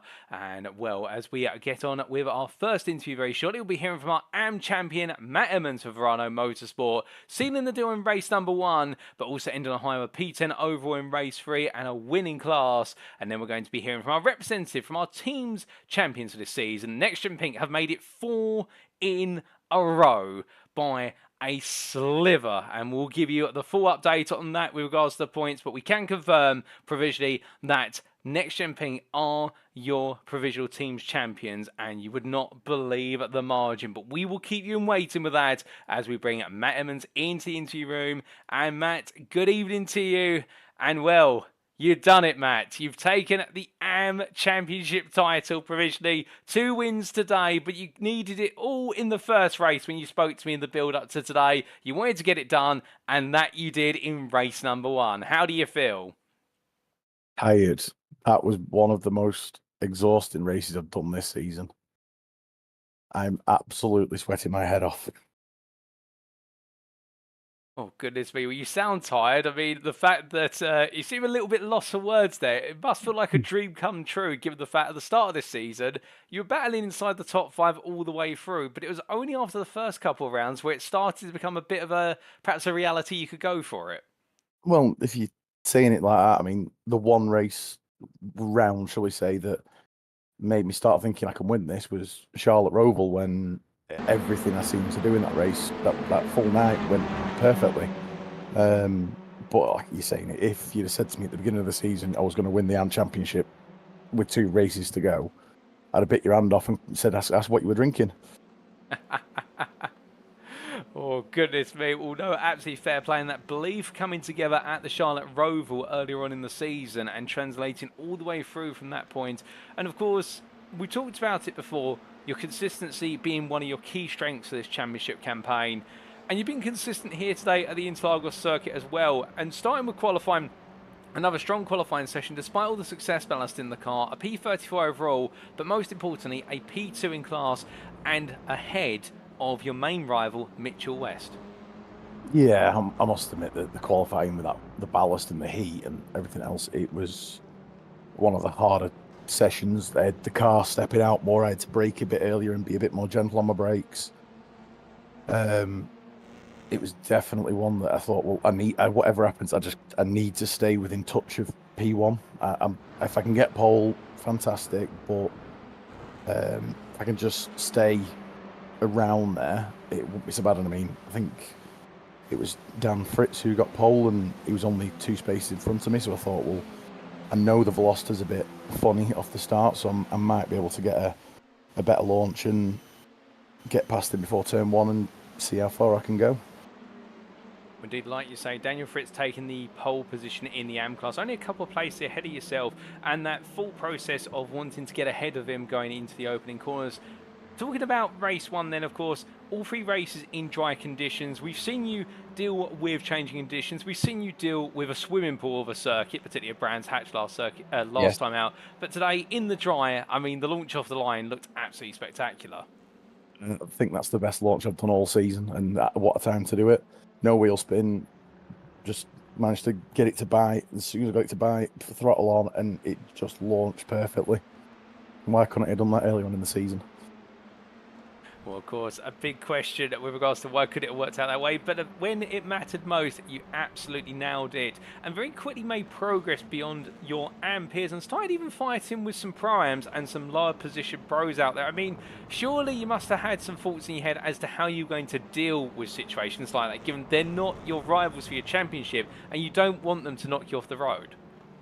To be honest, I was more thinking if I can just put some cars between myself and Fritz, that if something went wrong, I had that bumper, so to speak. But no, I must admit, when every time they were getting close, I'm thinking they're going to send it down the inside here. I gave them the room, and I thought I'll just break a tiny bit earlier and give them the position, not fight too much. There was nothing worse than, for example, race 2 that we'll talk about in a bit. But yeah, it was a bit hairy at times. Well, with things going a bit hairy, let's not go straight to that. Let's come to the end of race 1, of course, because you know what you had to do in race 1. You needed to win, and, well, presuming that Mitchell West would have a strong performance, you'd need to take the fastest lap. It wasn't to be for your Australian rival, but for yourself. You took victory. And at what point did it sink in, you know what, you may have just provisionally taken the crown? As soon as I crossed the finish line, I had Kev Smith, one of our admins at Verano, being our team spotter. So every lap I was saying to him, where's Fritz, where's West, whereabouts are they in class, etc., etc. And I could quickly figure it out in my head that I knew it were going to be close. I think there was only 2 points in it. And so from then on, I thought, well, race 2, all I need to do is finish. Yeah, I don't think it will settle in properly until maybe tomorrow morning when I wake up. Oh, indeed. It's always the morning after where it suddenly sinks in. It never quite sinks in at first, it must be said.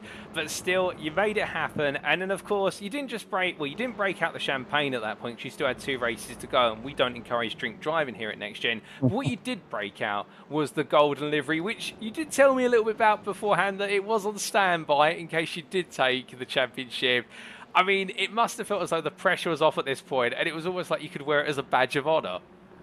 Exactly. I've never won anything to do with the TCR championships driven by NXTGEN. Never thought I would. I was never been the quickest in these that I thought of anyway. So when it happened, I thought, well, last week when I was looking at the points, I was thinking 98-point lead. I pretty much won it. So I got our painters to do as a gold livery, just as a, like you say, a badge of honour, and make me feel a bit better on stream when I look at it tomorrow. Well, it definitely sparkled out there, no doubt about it, but it was a badge of honour that ended up being a bit bruised and battered in race 2. What exactly happened? I'm not going to name names because I'm not that kind of person. Turn 4, I gave room to somebody, and I don't know what happened. I don't know if it was just a misjudge or anything. But I got spun, managed to keep it out the wall, and then I got in a battle with a pro-am, I think, and it was a bit at my fault. I think it was a bit the other fault, but without talking to him, I don't know. To be honest, it was just, I thought, well, all I need to do is finish. There's no point in getting mad and getting a bee under my bonnet. Just finish and make sure I'm champion at the end of the day. That's very true, and like you say, no need to get frustrated, just bring it home. And, well, if it wasn't guaranteed from your result in race 1, it would be from that, what was a P5 finishing class from race number 2.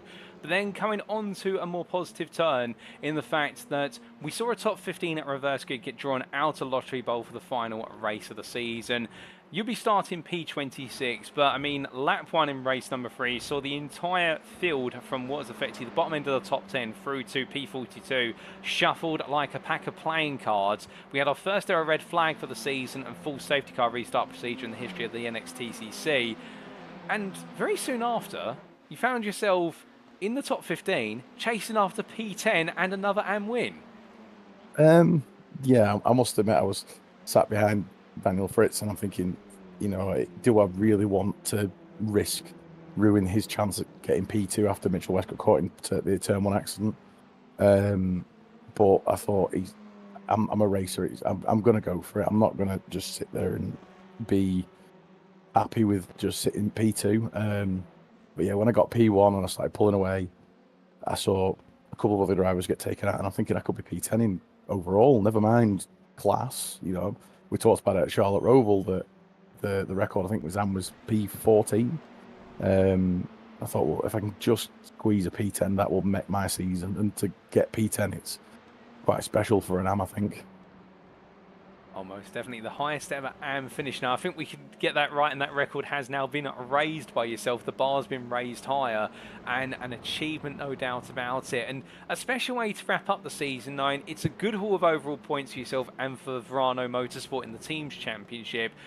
And really, it's just the crown jewel in what has been a championship campaign that has come together. You didn't need that result to walk away on a high, but you've done it, and arguably you've walked away on the highest possible high from Season 7.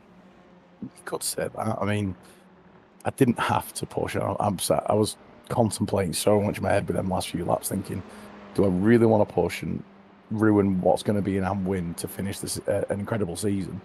A very difficult season as well, with the changing conditions coming into it.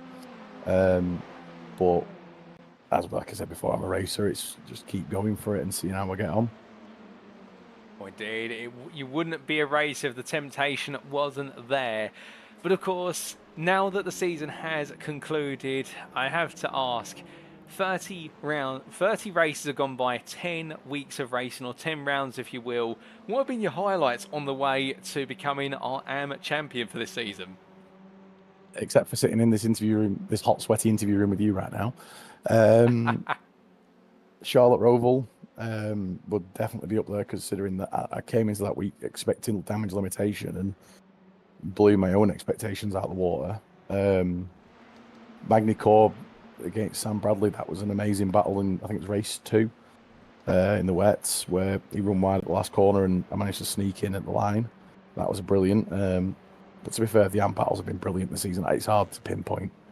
Everyone's been fair, everyone's been clean, everyone's given room. To be fair, it's been like up and down, bar a couple of incidents where it's just accidents. It's not like there's anything malicious to it. Yeah, I must admit, I'm looking forward to coming back for Season 8. Well, we're definitely looking forward to seeing you back on the grid for Season 8 as well. Although the question mark, I think, will be whether you'll be in AM or whether you'll be promoted to Pro-Am. I suspect it'll be the latter, given we normally promote upwards for our champions in a given season. But you'll be embarking into the Pro-Am class, if so. And, well, I guess the question is the sky the ceiling at that point? Will that be your next target, or are you just going to wait and see how it goes? I'm definitely going to wait and see how it goes. I was saying before, I must admit, wouldn't like to think I've got the pace for Pro-Am, but having looked at the overall championship and to see that I'm P29 overall out of everyone that's raced, it's made me feel, well, hang on, I could actually do really well in Pro-Am. So I must admit, I'm ready for the challenge. I'm looking forward to it. I'm going to look forward to see how I do. Well, I'm loving the confidence there, Matt, and I don't think it's misplaced at all, because at the end of the day, you're stepping up into a new class and you're following in the footsteps of previous AM champion Mark Sykes, and also runner-up from Season 6 in the form of James Smazesgow, and I think you're definitely going to be a fantastic competitor in that class, and, well, you'll be going from strength to strength there, and we look forward to seeing that journey. But coming back to the here and now, of course, it's not just been a season about yourself, albeit you've been a huge player in the AM class, but also Verano Motorsport doing very well in the conclusion in the Teams Championship, and, well, I believe provisionally, in the end, in the back and forth battle with what was at the time, if I just double check my notes here, in the back and forth battle with Mitch West Performance, taking P15 in the end, just ahead of Mitch West Performance in the Teams Championship. Yeah, I must admit, I've not noticed the Teams Championships in a few weeks. It sounds bad as the boss at Verano. No, it's been brilliant. Craig's been an excellent addition to Verano this season. He's been consistent. He's been helpful. He's been really helpful every week, giving us the information we need that he's found. Kev, unfortunately, getting disqualified from the championship podium wasn't brilliant, but he's come back. He's come in as a team spotter for us and knocked it out of the park. Bar Suzuka, I will bring that up, Kev, if you are listening. Next time it starts to rain, I will pit for wets and not stay out for dries. Yeah, it's been brilliant, and I'm hoping we can build on that for next season and try and get a top 10 finish in the Teams Championship. Oh goodness, well, we would love to see that, no doubt about it. And, well, in terms of what lies in wait, we will see that in Season 8. But just before we do let you go, Matt, is there anybody you'd like to give a shout out or a thank you to live on the broadcast this evening? Again, thanks to you, Paul, for your excellent work you do in the commentary booth and making the stream as brilliant as it is. Thanks to Jamie Dorey, Lee Horn, Mark Sykes, Mark Brinkworth, Kaz Williams, Benjamin McCluskey for the photos, but everyone at NXTGEN for putting on another excellent championship. Thanks to Kev, everyone at Verano, Craig for coming on board and helping us this season. It's been brilliant, and I look forward to seeing you all again in Season 8. Fingers crossed. Well, likewise, Matt. It's been an absolute pleasure to have you join me in the interview room this evening, and congratulations on becoming our second ever AM champion and doing it in style at Interlagos. No doubt about it, in a hotly contested season. But in the end, you are the man who stood tall for Verano Motorsport and have taken that AM crown. Savour it, enjoy it. I'm sure it's going to sink in when you wake up tomorrow morning, and we look forward to seeing you back on the grid in Season 8, where I suspect you'll be taking your craft to the next level in the Pro-Am class. But until then, don't worry about that. Enjoy the moment, and thank you for joining me in the interview room. Thank you, Paul. All the best. And you. So hearing there from a rather speechless, and I think he's gradually getting his voice back after a bout of illness, but speechless and I suspect quite emotional Matt Emmons, talking about what is a fantastic delivery with regards to this championship, and that belief coming on through what was Charlotte Roval, and from then the belief has never gone away for the Verano Motorsport driver in the number 72, flying high. And whilst there have been some setbacks, the consistency and the string of podiums and wins in the AM class really has been something which has turned the frown upside down into a smile, and a championship that has come his way.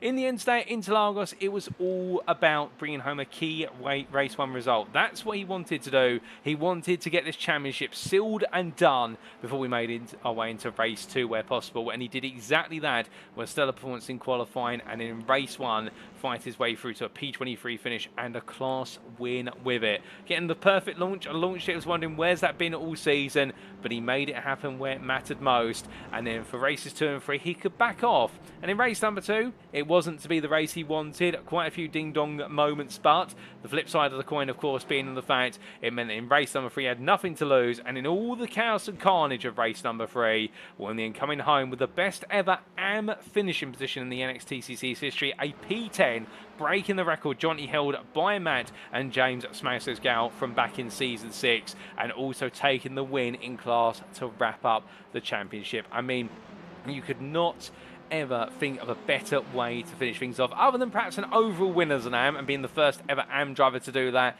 But I think that might be pushing things to the absolute extreme. But for Matt Emmons there, definitely a perfect end to the championship. And talking about the achievements of the team as well, and the hard work being put in by teammate Craig Tillerson on circuit, and the team in the end beating Mitch West's performance to P15 in the team's championship. And also about Kevin Smith, who unfortunately was disqualified early on in the season due to penalty points picked up over the course of the open, what I believe was the opening 4 to 5 rounds, but still acting as spotter and being there to support the team. And it's a team effort which enabled Matt Emmons to get to the position where he could be to deliver and bring home that AM crown, and he is a deserved AM champion, no doubt about that. Albeit commiserations to Mitchell West and Daniel Fritz, who kept him honest every step of the way, and also, to be fair, Sam Bradley.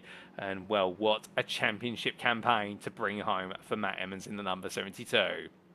But with that, ladies and gentlemen, we now come to our second interviewee, and well, without further ado, shortly we're going to be hearing from Benjamin McCluskey, our team's champion representative for NXTGEN Pink.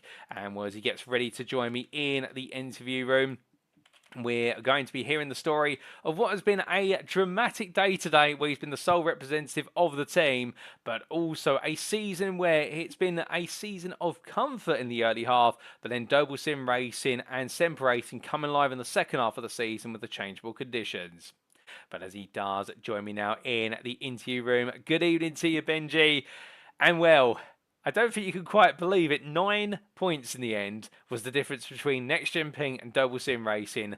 But 9 points were what was needed for yourself and NXTGEN Pink to bring it on home and become 4-time champions in the team's championship. I mean, it's incredible how you've been able to do it. Good evening, Paul. Yeah, 9 points in the end. Yeah, I don't think I could get any closer than that. It was hard fought battle all night tonight in race 1 and race 2 with the doubles, very close racing, a lot of rubbing together. And then race 3, as soon as the incident of that one happened, I thought, oh no, this is it. I've let Jamie and Gav down, but in the end I was able to fight through just enough to hold on by the skin of my teeth. Well, I'd definitely say with the misfortune of race number 3, regardless of where you would have finished and whatnot, you can't say you've let the team down given you gave it your all, but I also see from your perspective that feeling. But let's just dial it back a bit firstly to how today played out. A P6 in qualifying, I mean, we've seen you regularly inside the top 10 over the entirety of the season. In a Veloster that, whilst it's been surrounded by some very hungry Hondas, you've been able to get the most out of this Veloster. You really have been a bit of a dark horse on the grid in terms of always looming there inside the top 10. And qualifying today seemed to be no different. A solid P6, and it looks like it was the best you could get out of the car. Yeah, so all season long, my aim's just been, right, let's get these top 10s, get these top 5s, maybe even top 3s if we've got the pace, and just bring in the points every week. I just aim to be consistent as I can, and even with the weight, I try not to use that as an excuse for being outside the top 10 or being off the pace. I just kind of try and get my head down and get on with it, especially in qualifying. I like to be the first out of the pits and just don't worry about anyone, just clean track and go for it, and that's what I done tonight. Even with people using slipstreams, I like to be by myself, and luckily enough this season, qualifying has gone pretty decently. Last season I had a couple of tracks where the car just hasn't, for whatever reason, in the quali session felt quite right, and I've struggled to do the lap time. Most this season I have usually matched what I could do in the practice session, so that helped a lot. And once you're in that top 5, top 10, you can just settle down into the race. You kind of usually work together a bit with the people around you, pull away from the battles behind and hope to get good points. And that's pretty much what the aim was this season, and luckily enough, I think I done a decent job at it. Oh, most definitely. I would agree with you there in the fact that really string it together each and every time. And that's the one thing we have noticed as well, the fact that you've always been the first driver out the pit lane. It always used to be Jamie Dury, but I get the feeling you're making quicker starts than your teammate Jamie at this point. Being out there as the lead car, I mean, you don't end up in the long pack, so therefore there's an advantage there. But have you also found that perhaps it's then been a bit of a challenge to get into the packs, to get that slipstream that we've normally seen at most circuits, gives you the 2 to 3 attempts that in turn gives you the chance to push for pole? I know last season, I think we were at Monza without the chicanes, and slipstream was very important. It was more than half a second a lap, and I was, okay, I need to get a slipstream that's joined. I tried it, made a complete mess of it, qualified really badly. I was like, I might as well just been by myself. And this season, I think this has been the only track that has been really slipstream, especially with the rain coming in after the break. With slipstream doesn't really matter. You're better being by yourself. So I have been able to getting the head down and just getting on with it has worked out quite well. Tonight I was surprised there's still be P6, but I know after the bank lap or 2 that, okay, his isn't too bad here. And just hope that someone doesn't get a massive slipstream and gain those 2-3 attempts. I see. Well, it's definitely worked out that change of approach for yourself. And coming from qualifying today and the wider approach into race number 1, battling hard throughout race 1, a P4 finish come the checkered flag. I mean, you're always going to end up fighting with the Doble Sim Racing team, but we also saw you mixing it up with some Pro-Ams who qualified well. And also Lee Horn, who always seems to find his way right into the thick of things at the front, albeit a bit of difficulty as well struck Lee Horn over the course of the racing today. But I get the feeling your one target in race 1, indeed all the races, was make sure to stay one step ahead of the Doble cars. Yeah, so race 1, the car I don't think has ever felt as good as what it did in race 1. I don't know where the pace came from. The tyres felt great, the car felt great even with the weight. And I was catching the leaders and I was like, am I driving too fast here? The tyres going to completely drop off at the end, but turns out they didn't, which was quite good. But then I knew the target was, the doubles were about 140 points behind going into tonight, so I knew if I just sit behind them, they're only gaining 20, 30 more points than us, and that's okay. And as soon as I got up to back them, there was maybe 2 laps ago in race 1, I thought, I don't think I've quite got the pace to get past, so I just settled for the P4. That's absolutely fair, and a smart tactical call there to bank the key points rather than risk anything. Going into race number 2, another P4 finish, albeit this time a lot of shuffling back and forth between yourself and the Doble Sim Racing trio, who made history by becoming the first team to lock out an overall 1-2-3 podium. it looked like multiple points in that race. You could have perhaps gone for the podium places, but I get the feeling you might have been taking a similar approach from race 1, which was, you know what, stay on their heels, because if I finish right behind them, they're not going to get that many points. Yeah, so I knew Joseph and Adam would have more weight into this race than Alan behind me would have weight, and or Mikey would have had less weight. So I knew if I can try and get Joe Isaac off the line in the first couple of laps, we have a chance here, and try and pull away from Mikey. As it turns out, I think Joe was playing a very good team game. He was made it very difficult to try and pass him after a couple of opportunities, and then I got bumped back a couple of positions. Once I got back in the P4, I was like, I'm going to crash or something, or something could happen. So I thought again, okay, P4 is still okay. We're only losing 30-40 points, and we're still in this. I think a smart call there, and again, splitting the race up into that initial push versus then playing the bigger picture. But one thing, of course, you can't account for when racing in the NXTCC is race through that partial reverse grid. A top 15 reverse grid, you would end up lining up on the grid at P12, and lap number 1, it all seemed to fall out your grasp within the flash of an instant. Yeah, so the start was decent enough. I think the car in front of me maybe didn't get a good launch, so I had the dart out of the way to try and get around them. And then there was an opportunity in turn 1 to go up the inside of Joe, and I thought, okay, this might be my only opportunity. So I tried to level him on the brakes and have the inside. But then we made the smallest of touches, I think just 2 lines coming together, and it completely spun my car around. Recovered from that, got my foot on the floor, and then a bit of tunnel vision. I think there was incidents going on around me. I maybe made the wrong decision, clipped the front of James' mic, I think, and it just fired me into the wall and completely crippled the car. But luckily, the red flag was called, and we were then regroup at the back of the field and make up a couple of positions, and those couple of points that we did get turned out to be key and make the difference. Well, indeed, regaining those places just enough in the end to enable you to be able to bring it home by 9 points. I mean, it was all the way to the finish line. It could have gone either way, but you managed to hold the fort for Next Gen Pink and make it a 4th crown in sequence. Now, I mean, you're part of a team that's been absolutely unstoppable. No matter how close other teams come, they can never quite seemingly stop you guys from your winning streak. But at the same time as well, I mean, surely Jamie and also Gavin are going to have to give you some sort of reward, because you flew the flag solo today. Just take us through, when did you find out it would just be yourself flying the flag, and how did that make you feel? Because surely the pressure must have been huge. Yeah, so Gav, I knew, I think it was last race that he wouldn't be here, and then Jamie last night was like, I'm working, I'm sorry, and I was like, oh no, the teens is gone. But I think when I actually then looked at the points, seeing 140 to gap, I was like, if I can qualify well and get good results, there is still a chance. But I can't afford a mistake or to fall back or anything. I need to be right behind them or in front of them, which 3 doubles at the front of the grid, it's going to be very difficult to beat all 3 of them. So in the end, just beating 2 of them and then holding on to race 3, it was very tough. And I knew in the last couple of laps that every position could make the difference. So I was really trying to nip my way through the pack as cleanly as I could, but also quite precise and direct.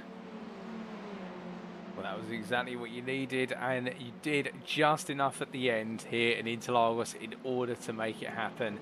And the question is now, what's next for yourself? I mean, we know that you race in other next-gen series, including the GT3s, but can we expect you back on the grid for Season 8 of the NXTCC to try and make it a 5th title for the Teams Championship, and perhaps even go for the overall Drivers' title, given you are the runner-up for this season?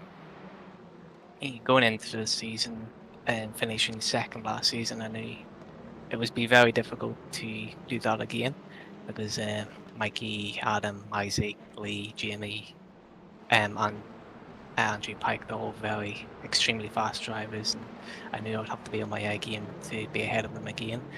And Wojciech, it was almost there's no point even thinking about him because he's that far ahead.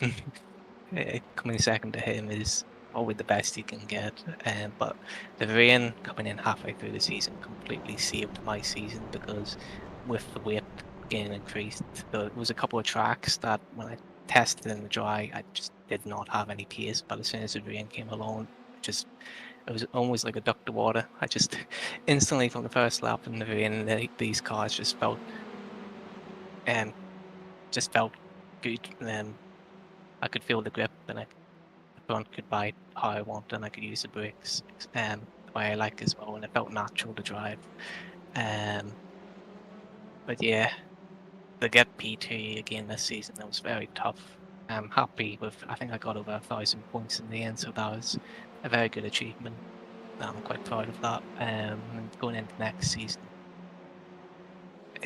try to do the same again, but it might be even harder again, because everyone's gonna go up another level again. Isaac, I think he's getting quicker and quicker every single season. Give him another year or two, and he's going to be very difficult to beat. Again, Mikey, he's a BTCC driver. Give him a run of good races, and he's going to be right up there. Jamie, with a bit more luck, he's going to be right up there. And then there's half a dozen more drivers that, if they have the luck, they're going to be fighting for wins and podiums.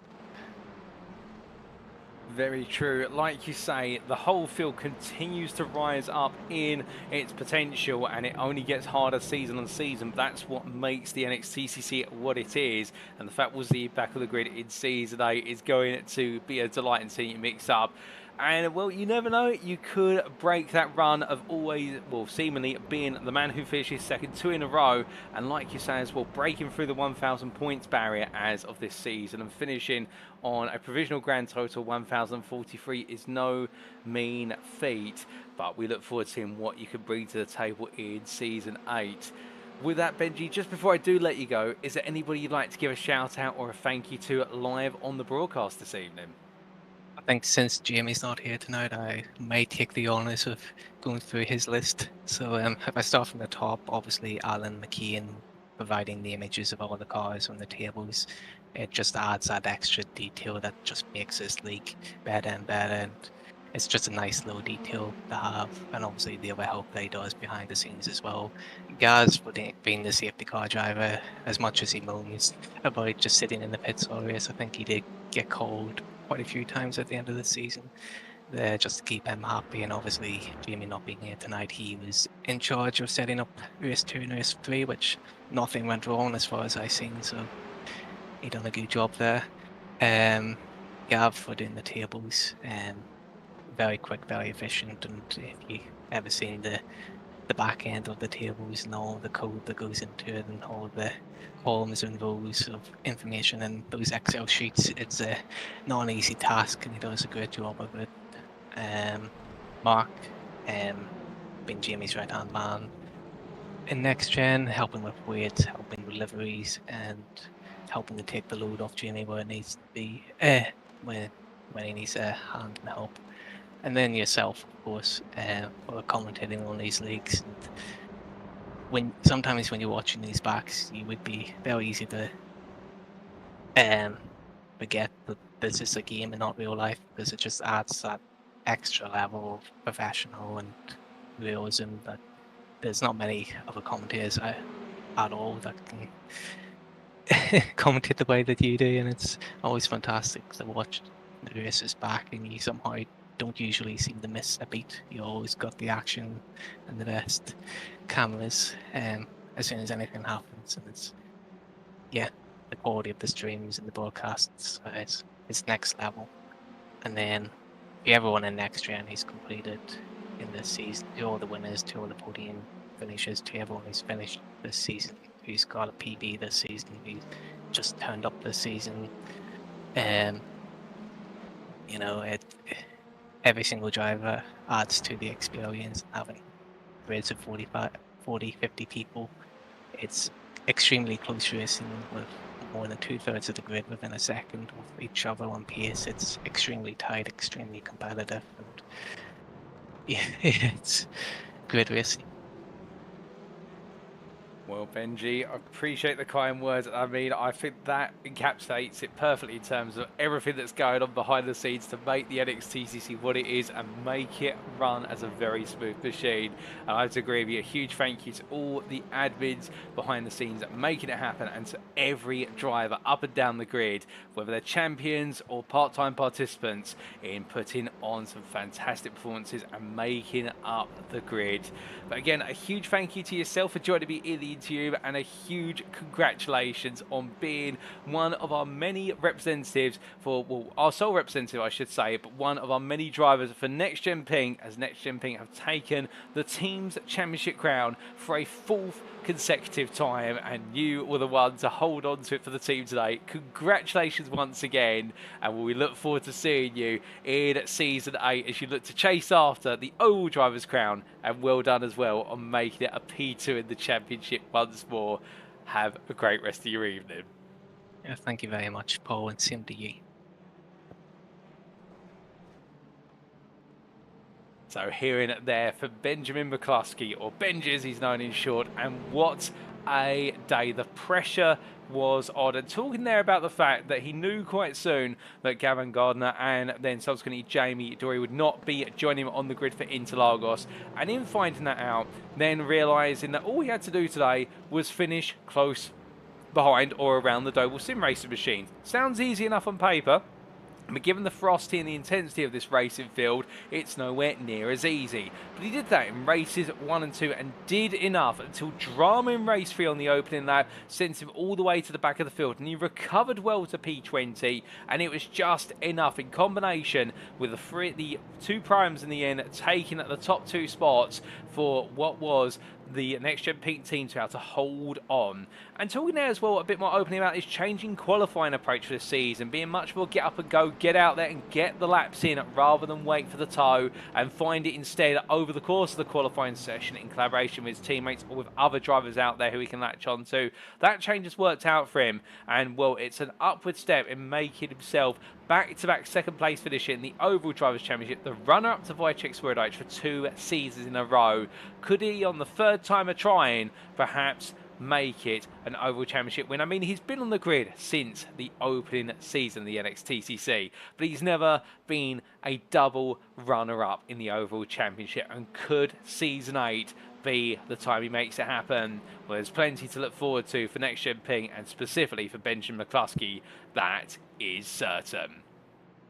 But now coming to our final interview of the evening. We've got one more interview lined up at short notice, but we're very pleased to have this interview, ladies and gentlemen, and we're going to be hearing from what is, you can see the name there, Ben Ultrier for Full Tilt Motorsport in the Pro-Am class, and well, he is your Pro-Am champion for what is this season. There's no doubt about that, but the thing about it is we're not going to be quite hearing from what is Ben Ultrier. Instead, we're going to be hearing from his teammate Mark Kent, who is going to be speaking on the behalf of him, because you may have noticed that Ben did not compete in race number 3, and that's due to a technical issue which prevented him from being able to get on the grid for the final race of the day. So instead, we're going to hear from his AM teammate who had technical issues earlier on in the season which have held him back. We're going to be hearing from Mark Kent, who is going to be giving us an update on the behalf of Ben with regards to his thoughts and feelings in having made what is a dream of becoming a Pro-Am champion a reality. And well, he's almost ready to join me at the moment, ladies and gentlemen, and give us a brief moment, and we will bring Mark on in to talk about Ben and also talk a little bit about Mark's championship before it all went a bit sideways and wrong. But as without further ado, it is time for Mark Kent to join me in the interview room on the behalf of Ben Ultrier. Good evening to you, Mark. Thank you for stepping in on Ben's behalf at short notice. It is massively appreciated, it must be said. And I mean, what a night for Full Tilt Motorsport. I mean, of course, we'll come on to the heartbreak for yourself as an individual in the AM class over the season and the technical issues that have held you back. But whilst it's been perhaps a difficult season for yourself, we've had what is Ben... you've had your teammates of Ben Gregory and Ben Ultrier enjoy the race out there, and for Mr. Ultrier, a Pro-Am championship that he's brought on home, and a well-deserved one at that. Oh yeah, he's ecstatic. He's ecstatic, Paul. He's really happy with it. Also, good evening. Yeah, he's had he's had a really good season, to be honest, hasn't he? I think he's just generally very, very happy with it. He's disappointed he couldn't participate in race 3. His internet died on him, which is unfortunate. But yeah, as I say, him and the team are over the moon. It's our first drivers' championship as a team, and yeah, I think he's gone to bed a very, very happy man. Oh, I'd most definitely say so. I mean, you can't be happier than that to take a Prime Championship crown, or indeed any title in the NXTCC. But from, of course, the course of the racing today, it looked as though it was gradually going his way over the course of what was the entry into tonight, with a sizable points advantage over Matthew Addy, and getting the job done nice and early, it would seem, qualifying a what was a P8 in class, a P15 overall. But to be fair, no, he didn't necessarily need to win today. He just needed to stay one step ahead of his competitors. Yeah, I think that was the goal for the evening. To be honest, Paul, I think it was try and stay ahead of Addy and Cheverton if possible, and just bring the car home. We know that obviously the last round of NXTCC seasons is always competitive. So there was always that to keep in mind. So yeah, I think he managed well in race 1. Just sort of stayed clean. And race 2 obviously had an incident, but he managed to recover quite well. And then, as we know, race 3 he was unable to participate. So yeah, I think it all went to plan today. I did feel for the other two, the two Mats, because they had some poor luck today, I think. Oh, indeed. A lot of misfortune striking left, right and centre. And I would argue that perhaps the Prime class this season has been extremely close, not just because of the quality of the race and the fact we've had what is a wide variety of winners. I mean, going into today, we had 7 potential drivers who could take the championship crown. But coming on to that point, there has been a lot of misfortune and bad luck that struck individuals over the course of the season. Ben's been no exception to it. I mean, we also have to consider that Andy Fox, for example, on his debut, absolutely dominated in round 1, then ended up nowhere for rounds 2 and 3 for a lot of misfortune. Round 4 started to resurge. Round 5 at Spa takes the feature race win. I mean, from Ben's perspective and from a wider team perspective, given that unpredictability, because it's just as much the performances of individuals as it is fortune on the day, I mean, how do you mentally prepare for that going into a round? Do you sort of have to just go, you know what, I can only control what I do in the car, and then everything else outside that I've just got to react to? Yeah, I think the Pro-Am class in this championship is the most competitive class. I think that's a given, to be honest with you. But yeah, I think in terms of preparation, you just go into each round worrying about your own race. Qualify as well as you can, and try and stay out of trouble, and just be consistent, which Ben is. Ben is remarkably consistent in the Elantra. Just to give you an idea, he's coming back to season 8 in the same car. So I think that's the way that we go about preparing, is just control your own race, and score as many points as you possibly can, which I guess is the goal for everyone, isn't it, to be honest? Oh, 100%. Consistency and get every point you can back for season 8. And we'll come on to a little bit more about that shortly. But in terms of wrapping up the championship today, of course, race number 2 ended up with a degree of difficulty, but a P13 overall and a P6 in class was enough to get it done. I mean, at what point did it click for Ben that he's done it and he's actually taken the crown? I'm not sure, actually, because I wasn't in comms with Ben today. I think he was in comms with some of the other guys. Probably, I think we were doing math after the first race. And I think we figured out he needed to finish within the top 20, I think, to take it. But we weren't 100% sure. I think after race 2, it was pretty much, yeah, it's done. So pressure off, and then suddenly not able to make it to the grid for race number 3. And we're looking back here in the replay footage instead at Ben Gregory in the other Hyundai Elantra at the time. I mean, at that point, it is perhaps a little bit crushing for the fact he can't bring home the car in the final race and really perhaps tie off the championship. But flip side, of course, being he'd sit back and relax, you know, he's got it done, and now all the hard work has paid off. Absolutely, yeah. I know for a fact he'd have been disappointed not to be able to run race 3. He loves this championship. He loves driving with these guys. And I think it's just unfortunate his internet went down. I don't know the reasons why. I suspect it might be weather related. It's not very nice out there. So yeah, he's definitely disappointed at that, but he's more than made up for the fact by winning the championship. So yeah, I think he'll be smiling until next week, to be honest with you. Will be smiles aplenty from Ben, but let's also talk a little bit about the wider Full Tilt Motorsport picture, of course, and the fact that there's been a huge team effort from yourselves all across the board, not quite able to finish inside the top 10 of the team's championship, just missing out on that as of the provisional results. But still, solid team effort all the way through. And I imagine with the fact Ben Gregory put in some great performances in his limited time in the season, we'd love to see him back in the Pram class. And for yourself in Season 8, Mark, I mean, I feel sorry for you the most out of all the drivers on the grid. I'll be transparent, because you started the season off in dominant form at Spain. And then after that, it was, if the racing didn't go the right way in terms of races 1 and 2 at Barcelona, it was technical issues. And it's technical issues that have taken you away from the grid for this season.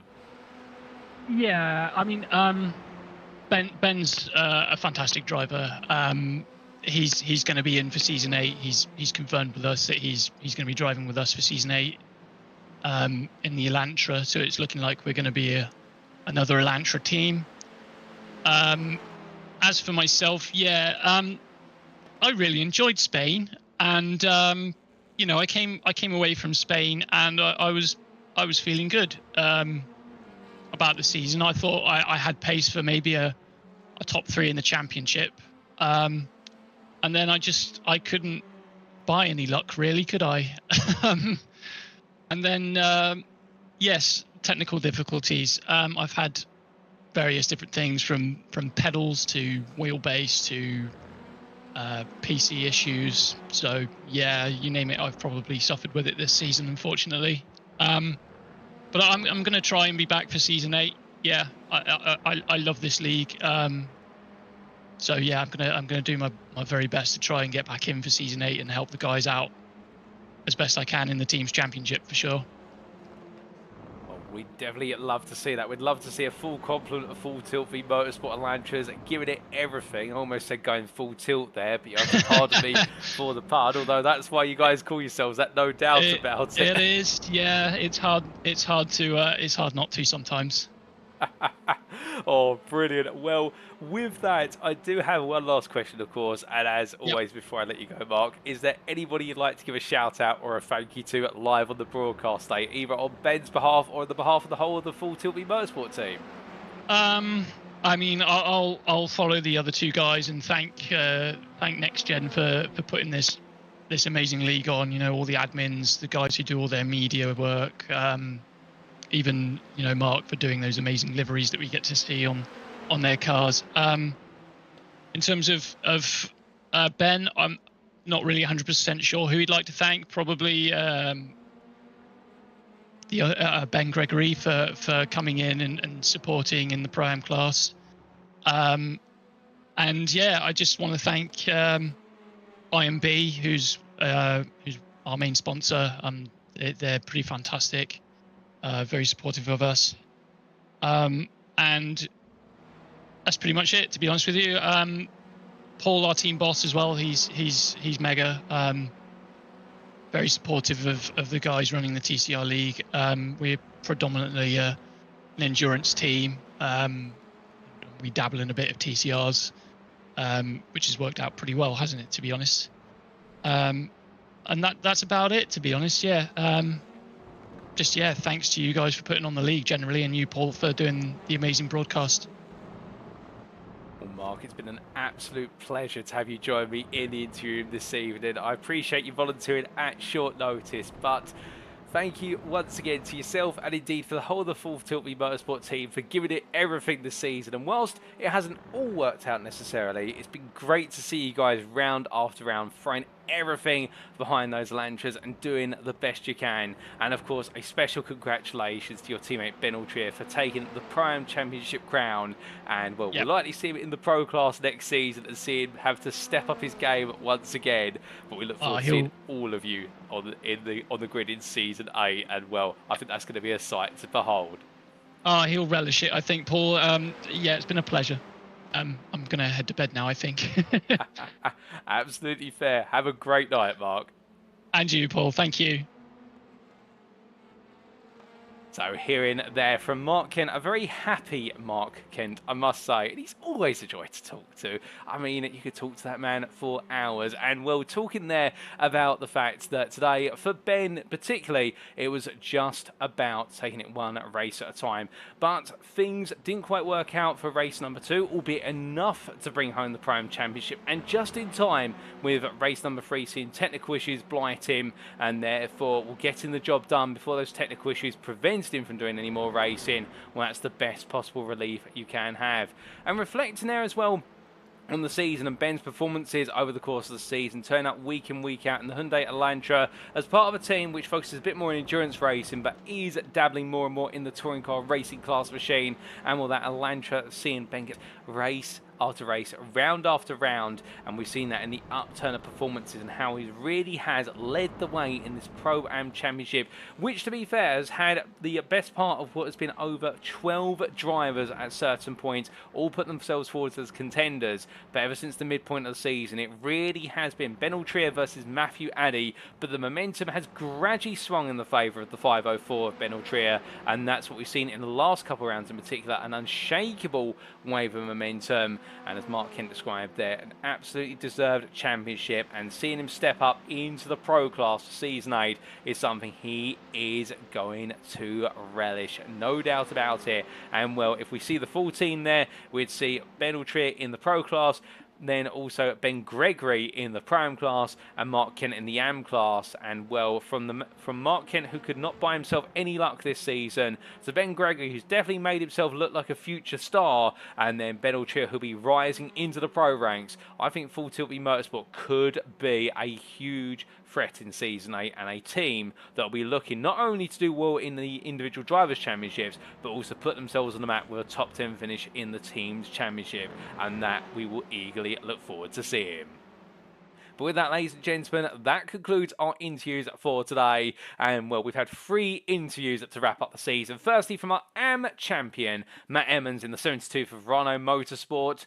Benjamin McCluskey then joined us from Next Gen Pink from the Pro class to talk on the behalf of the team's champions of Next Gen Pink. And then we've just heard from Mark Kent representing Ben Altrier for Full Tilt Me Motorsport, our Pro-Am class champion for this season. Congratulations to all 3 of our drivers and thank you for their time. Alternatively, the individuals who represented them's time, and we look forward to seeing plenty more of them in Season 8 as the NXTCC only continues to go from strength to strength. But with that, of course, our interview's complete. Let's take a look at those provisional championship standings after 10 rounds of racing, 30 races, 10 weeks are completed, and this all includes the drop scores and whatnot. And as we can see in the overall drivers championship top 15, Wojciech Swirydowicz cemented as a 2-time champion. He achieves parity with NXTCC legend Jamie Dory and is now only 1 crown behind parity versus Mikey Doble. And indeed, 3 drivers have taken all of the overall drivers championship crowns in what has been 7 seasons. 3 for Mikey Doble, 2 for Jamie Dory, and now 2 for Wojciech Swirydowicz, and winning it today without being on the grid, doing enough in the first 9 rounds to seal the mathematics in his favour, and by just over 100 points in the end versus Benjamin McCluskey, who is now a 2-time runner-up, back-to-back runner-up, and will breaking through the 1,000 points barrier, the first time he's ever done that. And well, I do believe one of only a very limited number of drivers. It's normally champions who've done it, but Benjamin McCluskey finding a way to do so as runner-up. Mikey Doble finishing P3, an absolutely brilliant job there from the Doble Sim Racing driver. Keeping in mind, he missed 2 rounds, so one of his drop scores is 0, and he's also got a 0 in amongst that score. And we do have to imagine, would he have been run up? Could he even have perhaps vied at the Swirydowicz for that championship crown and made it 4 titles? Well, that's a big what-if question that we'll always be asking. With Isaac Doble P4 there and cemented that P4 finish just ahead of Adam Delmont. And, well, as was mentioned by Benjamin McCluskey earlier on, keep your eyes out for Isaac Doble, given the fact that he's already in the space of 7 seasons, and I do believe 5 seasons in which he's competed in, he's gone from what was learning in the Prime class to moving into the Pro class and finishing P4. And keep in mind as well, that is with 2 0 scores as well. Could Isaac Doble, perhaps in Season 8, have an opportunity to become an NXTCC overall champion? Well, you never know, to be fair, but one of the youngest members on the grid is fighting with the biggest drivers on the grid, and he is not flinching whatsoever. Adam Delmont P5 there, and another solid campaign, undermined perhaps by the difficulties in rounds 3, 4 and 5, and that heartbreak at Spa, where all the points could have been his, only to see them stolen from him after a nasty incident with Adam Delmont. It's a championship campaign of what could have been, but he did manage to creep ahead of Lee Horn by 6 points in the end to take the final spot in the top 5. Lee Horn won't be gutted about missing out on the top 5. Some fantastic racing from Lee Horn over the season, and showing that whilst he may not be the fastest out there, championship campaigns can be built strongly on consistency, and that's something that we love to see. Andrew Pike finishing P7 just ahead of Jamie Dory, with both drivers having mixed results over the course of the season, but Andrew Pike achieving his arguably one of his strongest season performances in the first half of the season, and he'll be hoping that consistency could have just been patterned through into the second half, but that's where Season 8 may prove to be the difference. Ben Altrier at P9, your winning Pro-Am, driving the overall championship as well, taking the overall accolade as being the leading Prime ahead of Andy Fox, who wrapped up the top 10, and in his first season of the NXTCC. When I did catch up with Andy Fox in the build-up to today, he was saying to me the fact that he surprised himself at how well he's done this season so far, and well, regardless whether he had a good or a bad night tonight, he can't say he could be disappointed with himself, given he's not been used to driving the Audi RS3, and it's his first season, and he's done a fantastic job in taking P10 in the overall championship. Sam Van Ol's P11, the teammates from Goldwyn Motorsport, again taking P10 and Best Dress P11. They won't be complaining too much about that, with Alex Meredith just close behind them, and Toby Prosser, Matthew Addy and Duncan Ryers completing at your top 15. Coming to the Prime class then, with the points all revised, as we can see here, Ben Altrier, your winner on 1,043 points to 956 of Matthew Addy, who despite all the difficulties of today, has managed to hold on to P2 versus a resurgent Sam Van Olst at the last quarter. Meanwhile, Andy Fox there, just falling behind his Goldwyn Motorsport teammate, but it's a P3, P4 for the two, and what an achievement from them. Matthew Sheraton at P5 there, with some misfortune over the last 3 rounds, really stopping him from getting that championship campaign close to Ben Altrier, but he can't be disheartened, Alex. The Aztec Racing driver has proven that when he hits his stride, he is practically unstoppable. Duncan Ryers at P6 there, just ahead of Toby Prosser by 20 points. And if we see Toby Prosser on the grid once again in Season 8 and mixed conditions throughout the whole season, I reckon Toby Prosser could be the man to beat if the weather goes his way. Alex Meredith, P8 there. And a championship campaign that's seen a number of absences, but he'll know that P8 has been well deserved given the rounds he's missed. And then Russell Fowler and Alan McCain completing your top 10. Michael Lees, P11, just behind Alan McCain and a good portion ahead of James Mazescal, with Slamir Jalvosky, Nick Clibbins and Mark Sykes completing your top 15. And Sykes in achieving his goal, 15th place. He wanted to be inside the top 15 at the end of the season, and he's done exactly that with 15th place finish, his first ever season in the Prime class. Congratulations to him.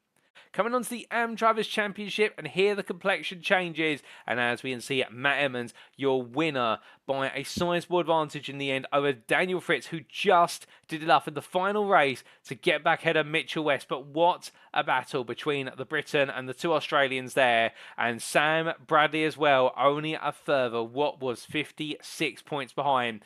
What a phenomenal championship battle between the top four all the way to the very end. And we can't be rude to exclude Jonathan Collins, who was in the first half of the season one of the big contenders, but mixed fortunes in the second half of the season just pushed him out of contention and meant that he had to play a secondary role to his teammate Daniel Fritz. Behind the Whiskey Runners racing driver, Marcel Fritz, who wasn't on the grid today, had to miss this round due to circumstances, but I'm happy to see and say that he finished P6, and he was a contender as well, and what could have been if been able to make tonight, we'll never know. Roy Plummer as well, P7 there, ahead of Craig Tidderson in their brilliant battle for the 7th place spot. Mark Kent finishing P9 in the end, and Costa Chatscontinental not too far behind P10 at the end. Gabriel Yilmaz, best of rest P11 ahead of Josh Brown, with Mike Kurtler, Lewis Mason and Dylan Mystery completing the AM standings. And then coming to the Teams Championship, there it is, ladies and gentlemen, 9 points. By a hair, Next Gen Peng have made it 4 titles in a row, and the unstoppable run of Jamie Dory being part of every team that's won the Teams Championship continues. Albeit Next Gen Pink, of course, hanging on against an absolutely resurgent Doble Sim Racing. And let's point out here, Doble Sim Racing missed 2 rounds this season. They had 2-0 scores in amongst all this, and they fell short by 9 points. I mean, that is unfortunate, but that goes to show you if Doble Sim Racing could make the entire season, I think they're now in the prime spot to potentially take home that Teams Championship. They finally got a very strong lineup in the form of the 3 Doble brothers, and Season 8 could be their time. Semper Racing took P3. They held on the end despite some difficulties today, ahead of a closely contested battle for P3 with Sam Case for Next Gen, SO and Next Gen Gold, and Goldwing Motorsport, and that's how the 4 teams finished. Aztec Racing P7 with a middling second half of the season, not really giving them the rewards they wanted, but they'll regroup for Season 8. Then JW Motorsport P8 fend off the Sim Racing Collective, and iRace Esports making a late dash to make it P10 at the close. Well, with that, ladies and gentlemen, those are the provisional standings recap for the top 15 in the Drivers' Championship and the top 10 in the Teams' Championships, and it is now time for us to wrap up. Thank you very much for watching, and if you have enjoyed today's show, and perhaps you're sat there right now wanting to know more about the Next Gen Racing community, we do recommend you check out our official website firstly, and that's at nextgenracing.co.uk, which may be seen on screen now, and it's the #1 prime source for the home of clean and fair sim racing for all. And if you want to find out anything about Next Gen Racing, whether it be our ongoing or upcoming series and everything in between, do head to our official website, and you can also join our official Discord via the website.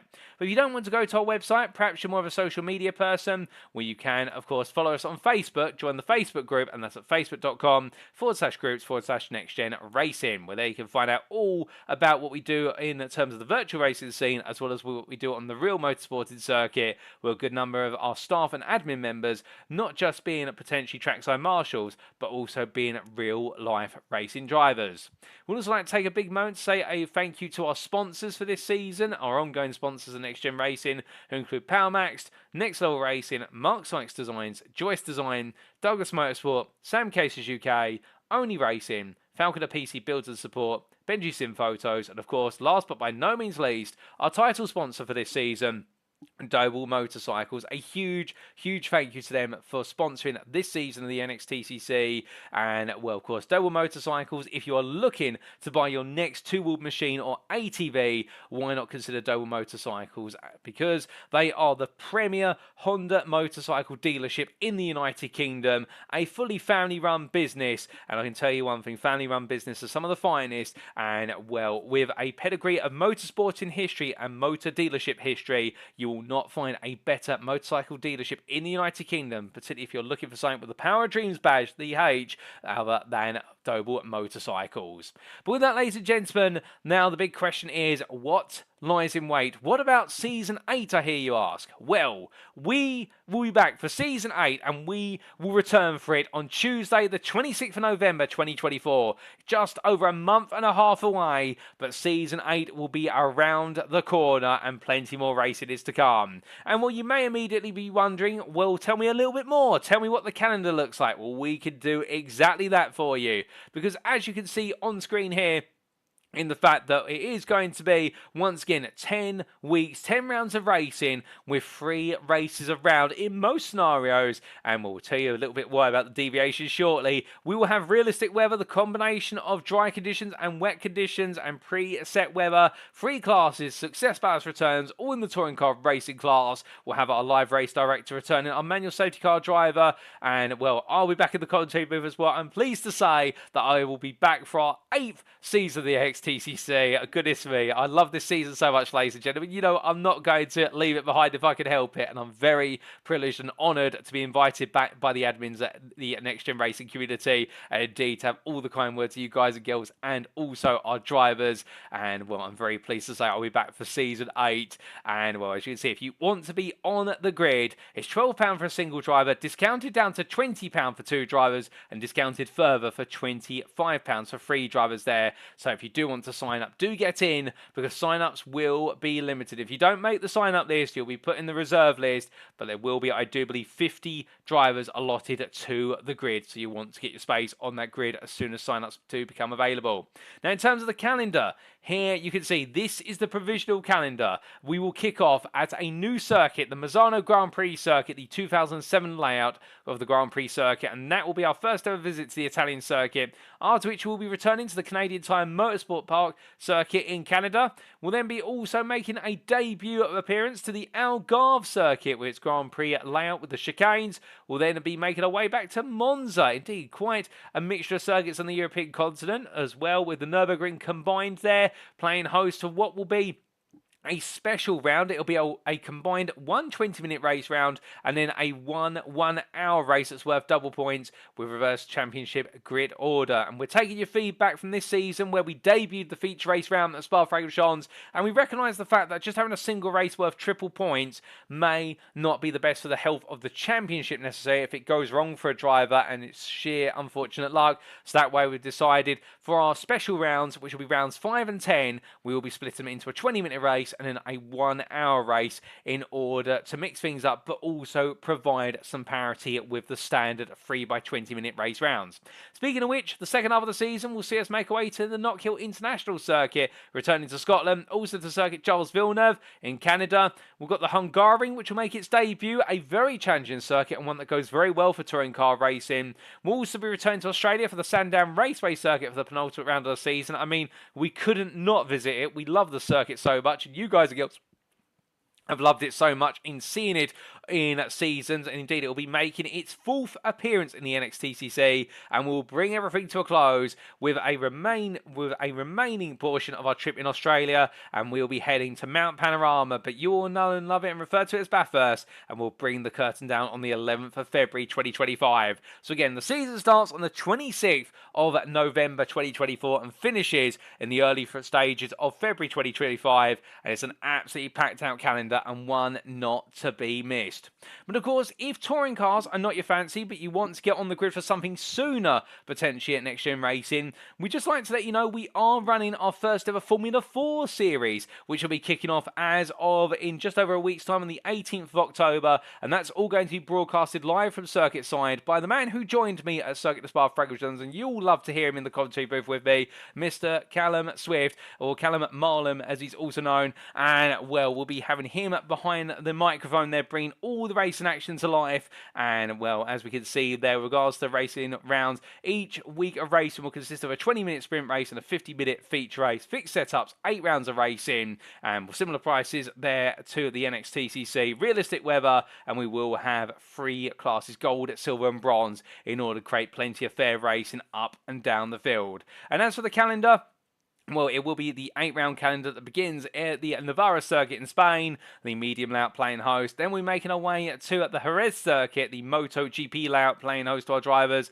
And well, it's going to be a Spanish hosted 3 rounds. In fact, a lot of rounds in Spain, it must be said. The opening 4 rounds are in Spain, with the Motorland Aragon circuit and also the Circuit de Barcelona Catalunya completing the first half of the season. And then we will be making our way to the United Kingdom for the second half of the season, with the Donington Park circuit, Alton Park, Brands Hatch Rapids Grand Prix layout and Silverstone's Grand Prix layout, bringing us home on what will be the 13th of December, just in time for Christmas. So remember, the Formula 4 series starts on the 18th of October, and if you do love your open wheel racing, it's one not to be missed.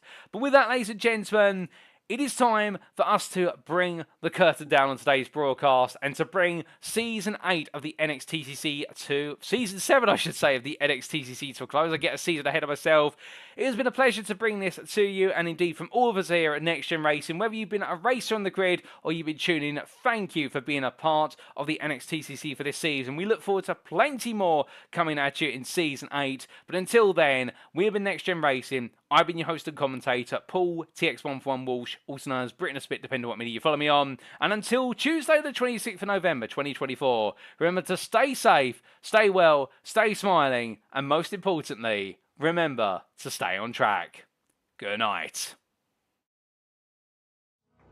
Thank you for tuning in. Until next time, that's all from us here at Next Gen Racing, the home of clean and fair sim racing for all.